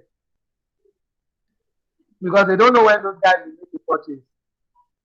So when they make a purchase, that particular brand might pop up. When after purchasing the car, they need to decide on the insurance platform to use. They can decide to go for maybe Leadway or AXA Mansard. Because when they were searching for car, they were seeing ads of insurance too on the same page. I don't know if you get my point. So that's that on basis of comms planning. So to actually plan communication is not difficult. Look at the context from the brand's point of view, consumer's point of view. Then how can you contact the consumers? What do you want the communication to do? And then the right message that will fit some of those barriers that consumers are facing, that is stopping them from patronizing the brand that you are trying to sell. And then the last but not the least, which is the benefit ladder. It was created by Philip Kotler and Kevin Keller. And when they introduced this, when Philip Kotler and Keller introduced this, it was just the product, benefit, functional benefits, user-based only that they created. Boston Consulting Group actually made this thing more interesting. But I found this image very, very easy. So when do you use this? You use this when you are trying to look for what a particular brand is selling. You know, there is always that point when you are looking for the single-minded proposition for those that are working in advertising and digital. What is that thing that we want to say in experiential agencies? What is that catchphrase? You know what we call single-minded proposition in advertising and digital. In experiential agencies, it is catchphrase. It is what they want to say when they are doing activation. I started my career in an experiential agency as a strategy executive. The defunct proximity communications, but when it was existing there, after tequila, it's proximity in the whole of Nigeria. For those who know proximity communications, they know. So when you look at the way they do their own execution, their own single-minded proposition is catchphrase, slang that they can use. So if you look at Star, you see shine, shine, bubble. You get, that's their catchphrase. So that because what they are thinking about is point of purchase, how they can drive sales. You get the point. So you use this when you need to find out what a particular brand is selling. That single thing that they are selling. So let's start. Let's use, what can we use? Let's use Apple. Who makes Apple? Let's use the Mac laptop. MacBook Pro. Who makes it? Apple. So the moment I say it's a product of Apple, you start to conjure a kind of feeling about the brand. Like you start to measure the psychological, you start thinking about the price, the quality of the product. What is it made of? This is where you talk about the stuff that is in it. The metal, the alloy, the processors. How is it made? Is it handcrafted? Like for those of us who patronize ethnic, you know that ethnic is handmade. You know, ashoke, they will knit it and then they will make it with their hands. It's handmade, it's handcrafted. And then what it's for? What is Mac? So let's go back to MacBook. I don't know how MacBook is made, but you know now, assembled in China. They will put all the parts together. But you know it's a premium product. So what it helps you do, one of the selling points of the MacBook is that it's very easy to use. You understand? And then what else? How it helps you feel. So when you have a MacBook, how do you feel? You feel like, oh wow, I'm a big boy. You say you are one of the men there, or the women there, or the girls there. You know, there's a kind of makes you feel special, makes you feel, you know, like you belong to the upper class of the society. And what kind of person does it help you become? When you carry MacBook Pro to a presentation, my brother, in a presentation with clients, most of them they are using HP. You know, there's a confidence that comes with it. You know, the way you open your mouth, You build them. you connect your HDMI, or you use your phone or your iPad to be presenting. You see the swag. It makes you feel, you know, out of this world. And then what value in life is it associated with? So for those who use MacBook Pro, what is the value in life is the last thing. What is that thing that when you use it, you know, it gives you? That's the single thing that the brand is trying to sell. You understand? So MTN, let me use MTN as an example. MTN is not in the voice business. MTN is not in the what's it called, data business. MTN is in the connection business. Anything that will connect point A to point B, that's what MTN is doing. And last year, MTN has been able to move from a telco to a techco company, from a telecommunication company to a technology company. So it means that MTN can do HDMI cord and sell it. MTN can do headphones and sell. MTN can do Bluetooth and sell. MTN can do mobile phone and sell. MTN can offer cloud service and sell. Anything that has to do with connection is what MTN is selling. I don't know if you get the point. So the corporate based part is where you talk about the heritage of the brand, the makers. When you see makers of what's it called, Blue Band, or makers of Golden Penny clinical products. Then the product base is what is expected of the product. So when you buy a car, what is expected of the car? The car should have tires, it should have brakes, it should have accelerator. It should move you from point A to point B. User base or benefit base is what is that thing that you put in your own car that will make your car different from every other car out there. You have Volvo, which is the safest car in the world, because that's what they did happening on. To the extent that they did a research that shows that women are more impacted when they have accident than men, because when they are doing research, when car manufacturers are doing research, they use male dummies. So Volvo had to use male and female dummies, and then they share their research. You can find the case study on YouTube with other car manufacturers so that they can make their cars safer for women. You understand? So imagine Benz.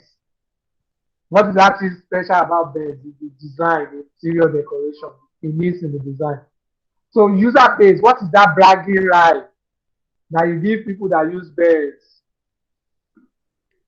You give them the bragging right. In Nigeria, I am arrived. God is blessing me. And then the value base is what is that thing what is that badge that it stamps on the user? What is that way that it makes you feel when you use it? Imagine cruising in your G-Wagon. How do you feel? You feel like you are the most blessed person on planet Earth. Or that God is answering your prayer. Or God has answered your prayer.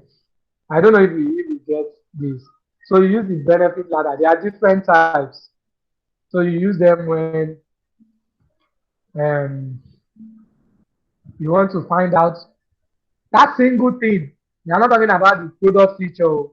You're not talking about the benefit. But that single thing that you sell, that the brand sells. You understand? So that's why you use this. So if you have a business, you can run your business through this process. You get. So corporate base, who created it or who made it? What did you use in making it? Blah blah blah. What's the benefit? What's the user base? What's the value base? And then you get a full picture. So on these notes, we go to discussions before I continue with other stuff. So guys, let me look at what we have here. Okay, so I can see the screen. Okay, somebody said American Express created it. Okay, Harrison. Yeah, thanks. Can you share the report, please? Okay. Sorry, I'm not rich. We are all trying. Boss, are we getting this slide? Yes, of course. Now, for those who attended the session last month, the video so heavy, 500 MB. I think the session ran for 3 hours. So I've been having, I'm not had time to upload it. Something will pop up and then I'll have to go. So, but this time around, for those who attended the last session, I will share the material with you. I've gotten it from the maker. I'll share. And this slide too, I'm also going to share. So somebody said, I think we need to shift how we view our work from advertising to solving business problems. Of course. So marks are virus free. Yes, this is another point of view of what makes marks special. Somebody said, the way Sherif sells something, so secondly the shareholder. Well, I was not able to buy shares there because Nigeria was not smiling. So this is the point where we can raise hands and if you have any questions, any clarifications that we want to ask, please feel free. So is there anything that we want to ask? All right. Okay. Good evening, Okay. Sherif. Good evening. My name is Kudus Nike. So I'm a copywriter actually. So and I'm sure most of the people here are actually strategists. So I'll be boy. I just wanted to ask a question.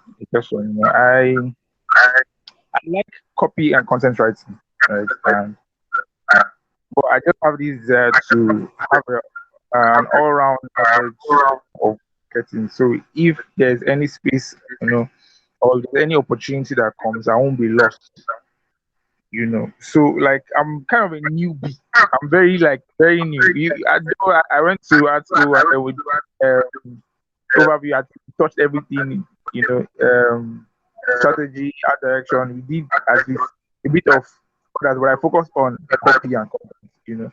But still, I just consider myself as a rookie, like really, really serious wannabe.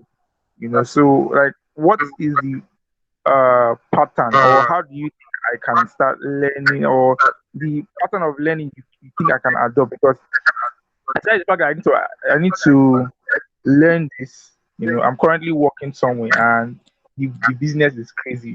So it's really crazy having to undo multiple brands and writing and writing and writing. You can just forget about learning and just keep working, and then you're just getting dry and you're just recycling, it's just usual. So like as someone who has been in my level before, someone who you started from somewhere. So what's the pattern of learning? What is the approach you think I can take that will help my progress? And also, what resources do you think I can read? What people do you think I can follow? Of course, I'm already following you. I make sure in fact, I will go on notification now, self on your post. So I was thinking, how exactly do you think I can go about this? The pattern of learning and also resources you can recommend. Okay. Yeah. Thanks for asking, Kudus. I started as a copywriter. So people wouldn't know. When I went to Utu Academy in 2015, I started as a copywriter. And then I'm like, this copy thing is not for me.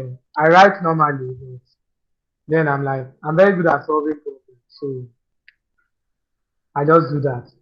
So in your field, as a copy and content person, if you want to grow, I just tell you, look out for the best people in your field, people that are doing magic.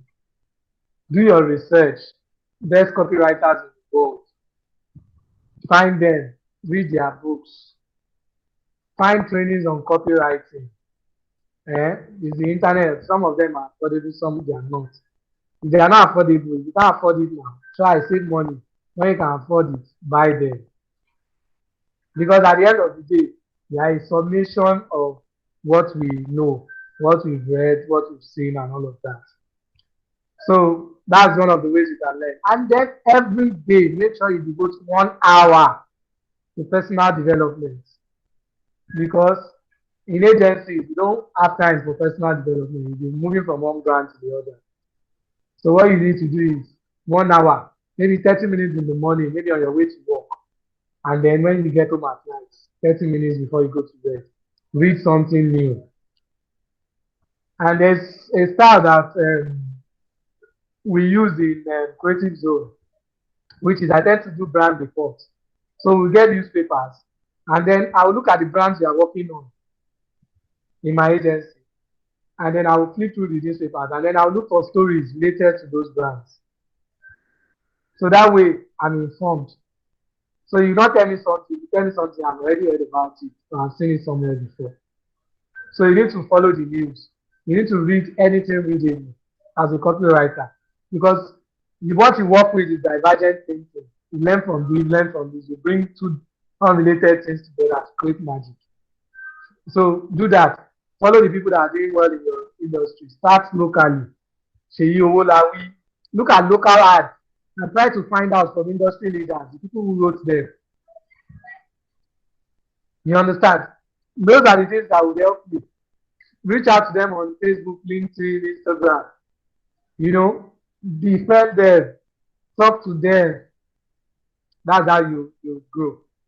So I think if you do that, and then when you start learning, oh, excuse me, let me put on the lights.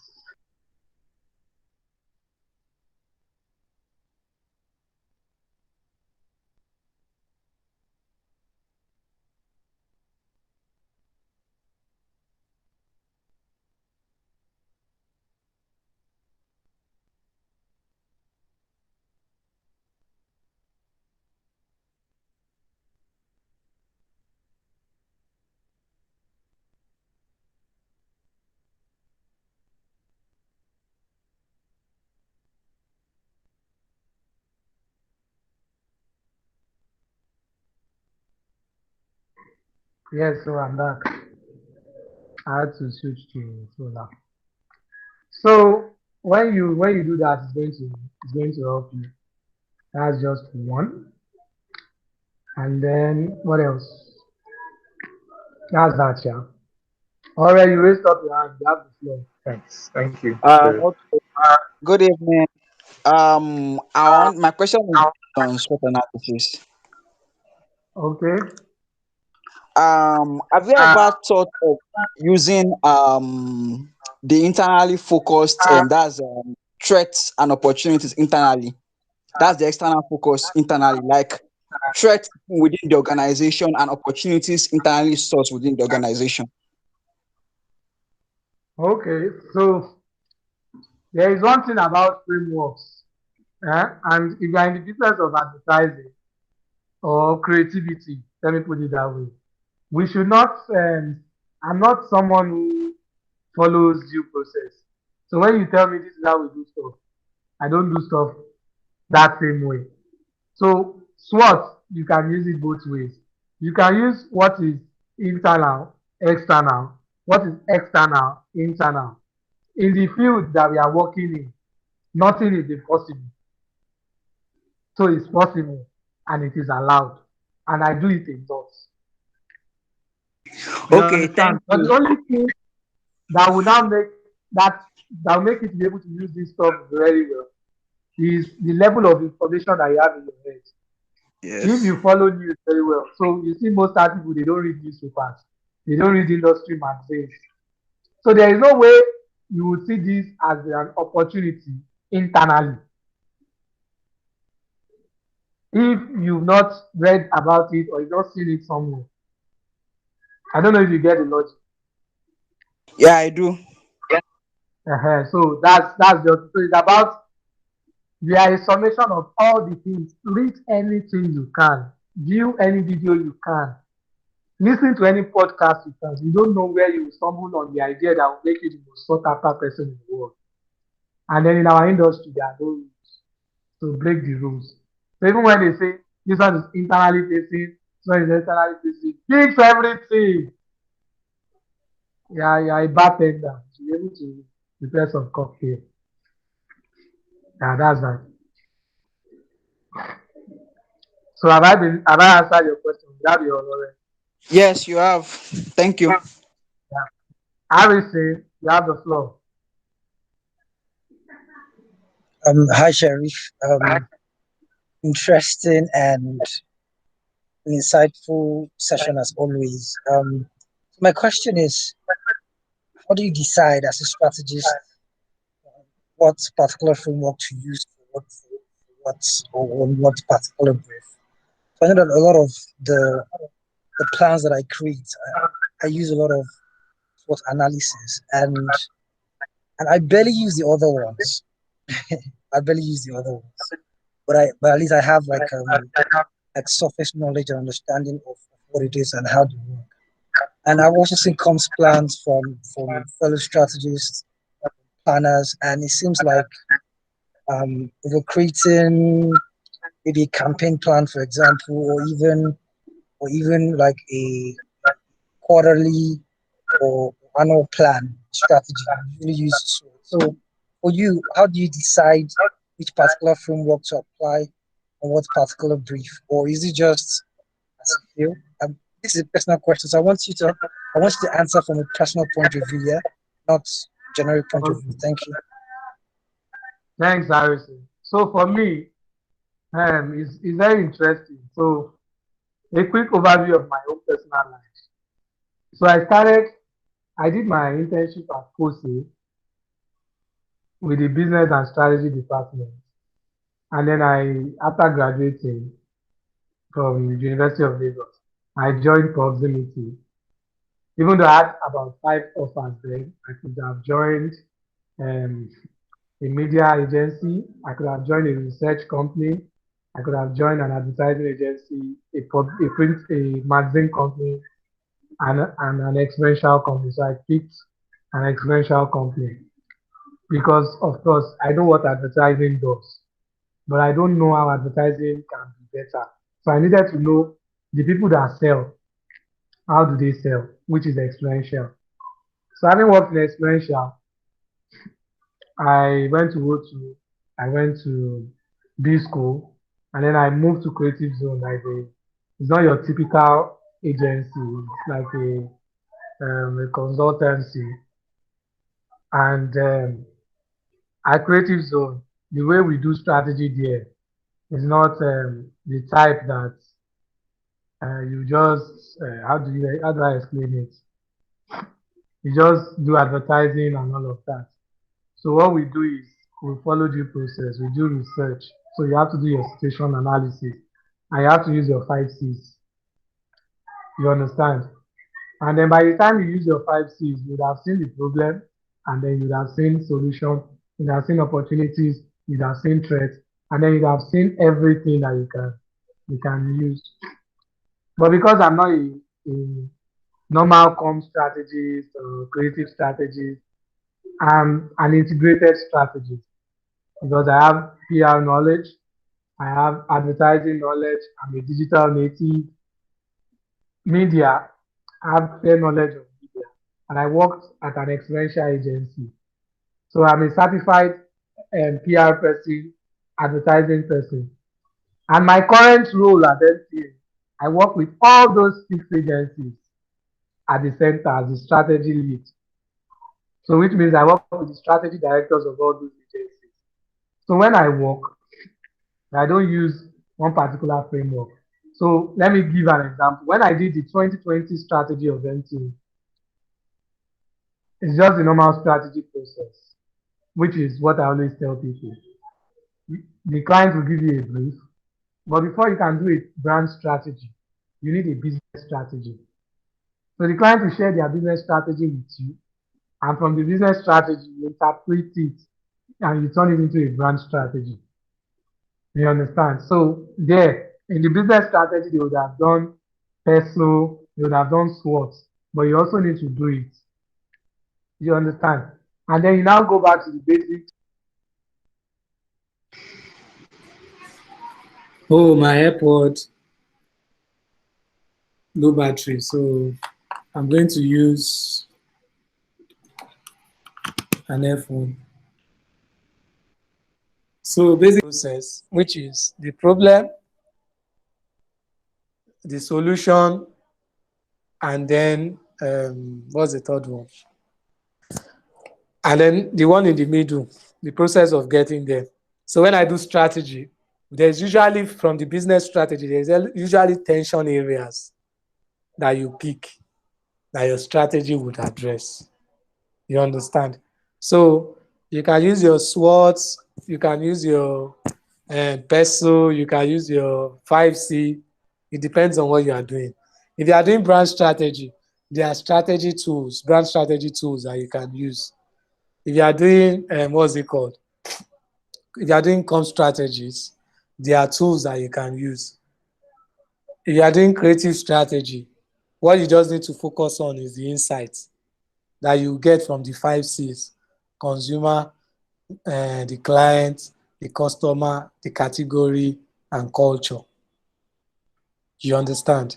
So depending on the type of strategy you are doing, it will influence your strategy framework. And to make this interesting, I'm currently working on a book. I've been working on it last year. Strategy toolkits. You understand? That's what I called it.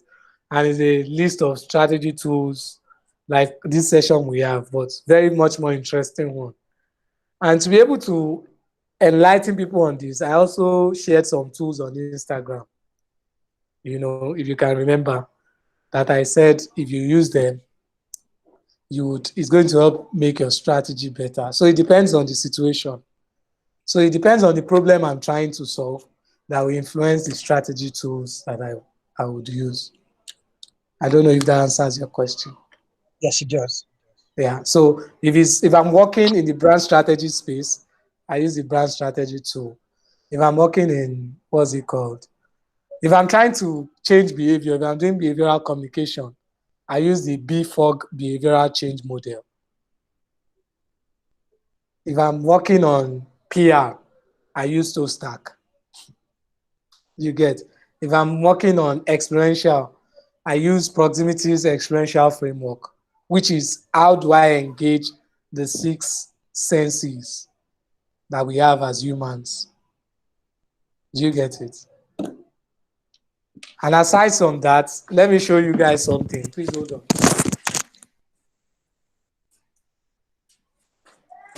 If you, I'm back. So if you look at this bag, these are strategy tools that are there. Look at this bag, toolkits.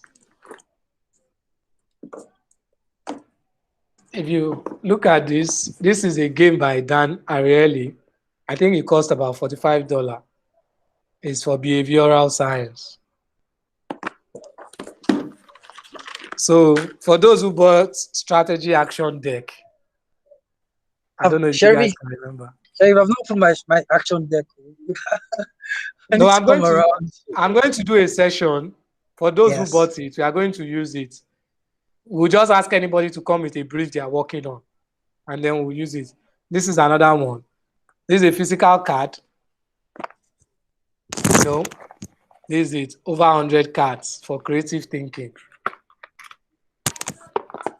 There is an app for this. It was one of the tools that I recommended. These are personal development cards. This is a trend watching card from TBWA that Emeka was talking about, disruption. This is one of our cards. It was created in 2015, this card. It's not really relevant again. This is a card on creativity, creative work pad. This is a card on innovation, innovative work card. This is a card on positioning. This is a card on insight generation. This is a card on how you can copy. This is a card on creativity. The essence of showing you all of this is to know that there are a lot of tools out there. You understand? And the only way you get better is by the quality of things that you invest in. Last year alone, I spent, and I'm not trying to brag, I'm just trying to encourage us. Now, irrespective of the amount we earn, we can still invest in ourselves because the knowledge will determine the money you will earn next. Last year alone, I spent over 1.1 million on personal development. I did over 20 courses. But then, for those who are in groups with me, you know I say my mind, irrespective of what any strategy senior colleagues says. You get? Because when you know stuff, it gives you confidence.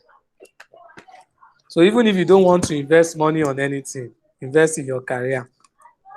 is going to help you later in life. So these are just physical cards, but then there are some that are applications that are on my iPad or my iPhone, and I've shared some of them with you. So you can see the number of tools that are available that you can use to solve problems. That's just it. So I'm working on a book called Strategy Toolkit. When it's out, I'll let you guys know. So is there any other question? And for those saying that they will come to my house, I'm not at home. I'll change my house address. We'll track you. So somebody said it's money. Yes, some of these cards are worth over 250,000 naira before the valuation of naira. You understand? So you have to put your money where your head is. So that's that. So let me go back to. Somebody said, kindly share the name of the applications again. Oh, sorry, I can't do that. It's already on my page. I am Fade Yoloro. Follow me on IG. Go and check my other posts. Turn on post notification for I am Fade Yoloro and Strategy Tribe. You would see them. So that's that. Can you see the screen? Can you see the screen? Yes, you can. So this is, I'm going to use this opportunity to talk about Strategy Tribe. Strategy Tribe is a school of strategy and account planning. We don't intend to make it a school, we intend to make it a platform. But you know, because the way Nigerians are wired, our brains are wired, they always say, school, okay. Yes, we are a school. But it's a platform, which means it's much more than a school. That discusses strategy and account planning. We offer trainings and workshops. So in your agencies, if you're having problem, you know, you need to brainstorm. You need to come up with ideas and all of that. And you need to invite people, or you need somebody to lead the session. Reach out to Strategy Tribe, will help you out. If you also do trainings on strategy and account planning, I have a secret to tell you guys. Let me wait. We offer that too. Then there's avenue for us to network. We'll be having strategist hangout this year again. I'll let you know when. Yes, even though we'll be wearing masks, we'll be having strategy hangout. There is an opportunity for mentorship, coaching, which other one? Role models and everything. We have it on Strategy Tribe. People, when they need to recruit now, they come to Strategy Tribe. So for those of you who are just on our Telegram page, you've not joined Strategy Tribe, go to the link in the bio, link to Strategy Tribe. Click Join Strategy Tribe, not on Telegram, the one that says Join Strategy Tribe. It will show a form that shows Strategy Tribe Red Book. Fill all the information there. Most of the jobs that I got last week, they are jobs that the agencies don't want me to mention their names. So they want silent recommendation. So if you fill the Strategy Red Book, or if you fill this Joint Strategy Tribe form, I can easily go there, look at the requirements that the agency needs, and recommend you for jobs. So please do that. And then this year, we intend to start with strategy awards and case studies. We don't know how that is going to happen, but it's on our to-do list. So that's what you need to know about Strategy Tribe. And all of these things, we are doing it for free. I'm using my personal money to run it. But the drive to create this platform was to create an avenue that I don't have when I was starting out as a strategist and account planner in Nigeria. I don't want every other person to go through that. And we also have a lot of people that call themselves strategists, that they don't know half of what they should know as a strategist. We are also going to, that's why we have knowledge sharing session, so that we can share little stuff with us. But in April, guys, I stole these closing slides from the owner of this agency, Etuodi, he shared it at one training I attended 4 years ago, and I've been using it as my closing slide. I've forgotten his name if you can remember. So when you see him, tell him that I use that is National Theatre and London closing slide as mine.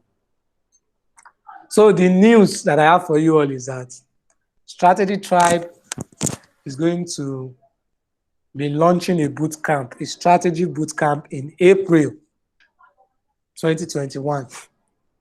And then you are going to learn strategy, creativity.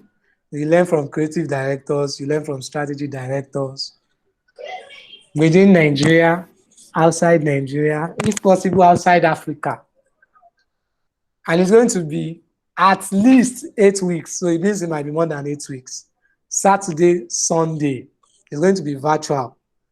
And this is not those courses that a lot of you've been asking me, Sherif, when are you going to launch your strategy course, blah, blah, blah. Me, I don't do stuff for money's sake because money is a tool. I prefer quality. If I want to do something, I'll do something that is strong. For those who were at Strategist Hangout last year, you saw the speakers. Did all of them attend or not? They attended, big they boys. Attended, and they are all industry, they are directors. Some of them are even MDs. So this one too, that's how the strategy bootcamp is going to be. You get a certificate, because since people naturally reach out to us when they need to hire strategists, if you're a member of Strategy Trybe, you get discounts. And then in terms of job offers, you'll be rated first ahead of every other people. So if I have to recommend, I'll recommend people who graduated, who went through that training. And there are trainings that I'm not the one that will be teaching them. I'm one of the facilitators. But then I have industry people, I will gas them. People that are better than I am. They are also going to be there. So you guys, I'll let you know by the time the flyers and then the brochure is ready, I'll let you guys know. And then it's something that is affordable, you know. When you check what other schools are paying, Orange Academy, 300K for IBX, B School is 200, Motu Academy, 300, BMA, Brand Management Academy, 300 plus. This one is not up to that. You understand? It's not even up to half of it. So, you know, just watch out. And then there is an avenue for you to pay twice. And for those of you that you want your agencies to be the one to sponsor you, they can also give you the letter that you can share with your HR or your line manager so that your agency can sponsor you. You understand? But the truth is, by the time you are done, you are going to be learning from the best. I'm going to have I invited creative directors, 2 creative directors. I have strategy directors, people that have done account planning all their lives. I'll also be there to facilitate myself. We'll also be touching on research, types of research, and how to use marketing research. You know, things that you naturally not learn in any of those schools that are out there. Because truth be told, the only school that is existing that I've not been to, or maybe about 2 of them, is I've not attended any courses from Creative Club and Brand Management Academy. But any other ones I've attended. And Orange, I only attend their idea session, idea house, idea school, and I've attended twice, 2016 and 2017. So you get, so I've seen their syllabuses because some of those schools have their students. And even for those of you that subscribe on Planning Dirty, Mark Pollard, I've also done those courses. You know, some of them way back as 2 years ago. And even Faristi's platform. So this is, I'm bringing you knowledge from all over the world on your platform, on this our platform rather, Strategy Trybe. and it's just for chickening money. So when the time comes, I'll keep you all posted. On this note, I want to let us know that we've come to an end of the session. So thank you guys. I'm very grateful. Thank you very, very much, Sherif. You are the one that should be thanking you. You've been doing this for a long time now. Yeah, You did. so Thank you so much. well, Thanks. let me Yes, thanks, Sherif. let me tell you, it's not just school days. I've been teaching since 2007. And if I should look at the number of people that I've taught over 7,000 students. Wow, I used to wow, teach wow, jam wow. class back in the days. I've taught at Bachel, Nistec, Mapoli as a communicator. Wow. I used to be the one that runs their training. So well, this is what I enjoy doing. I just believe when you have this thing, it will open door. It open doors rather. So guys, I'm glad you are here. Kindly leave your review, even if it's negative. Please go back to that post on IG. Kindly drop your review. Those who attended the session last week too, kindly drop your review. I will send out the slides. I'm going to find a way to upload the 2 videos on Strategy Trybe YouTube page.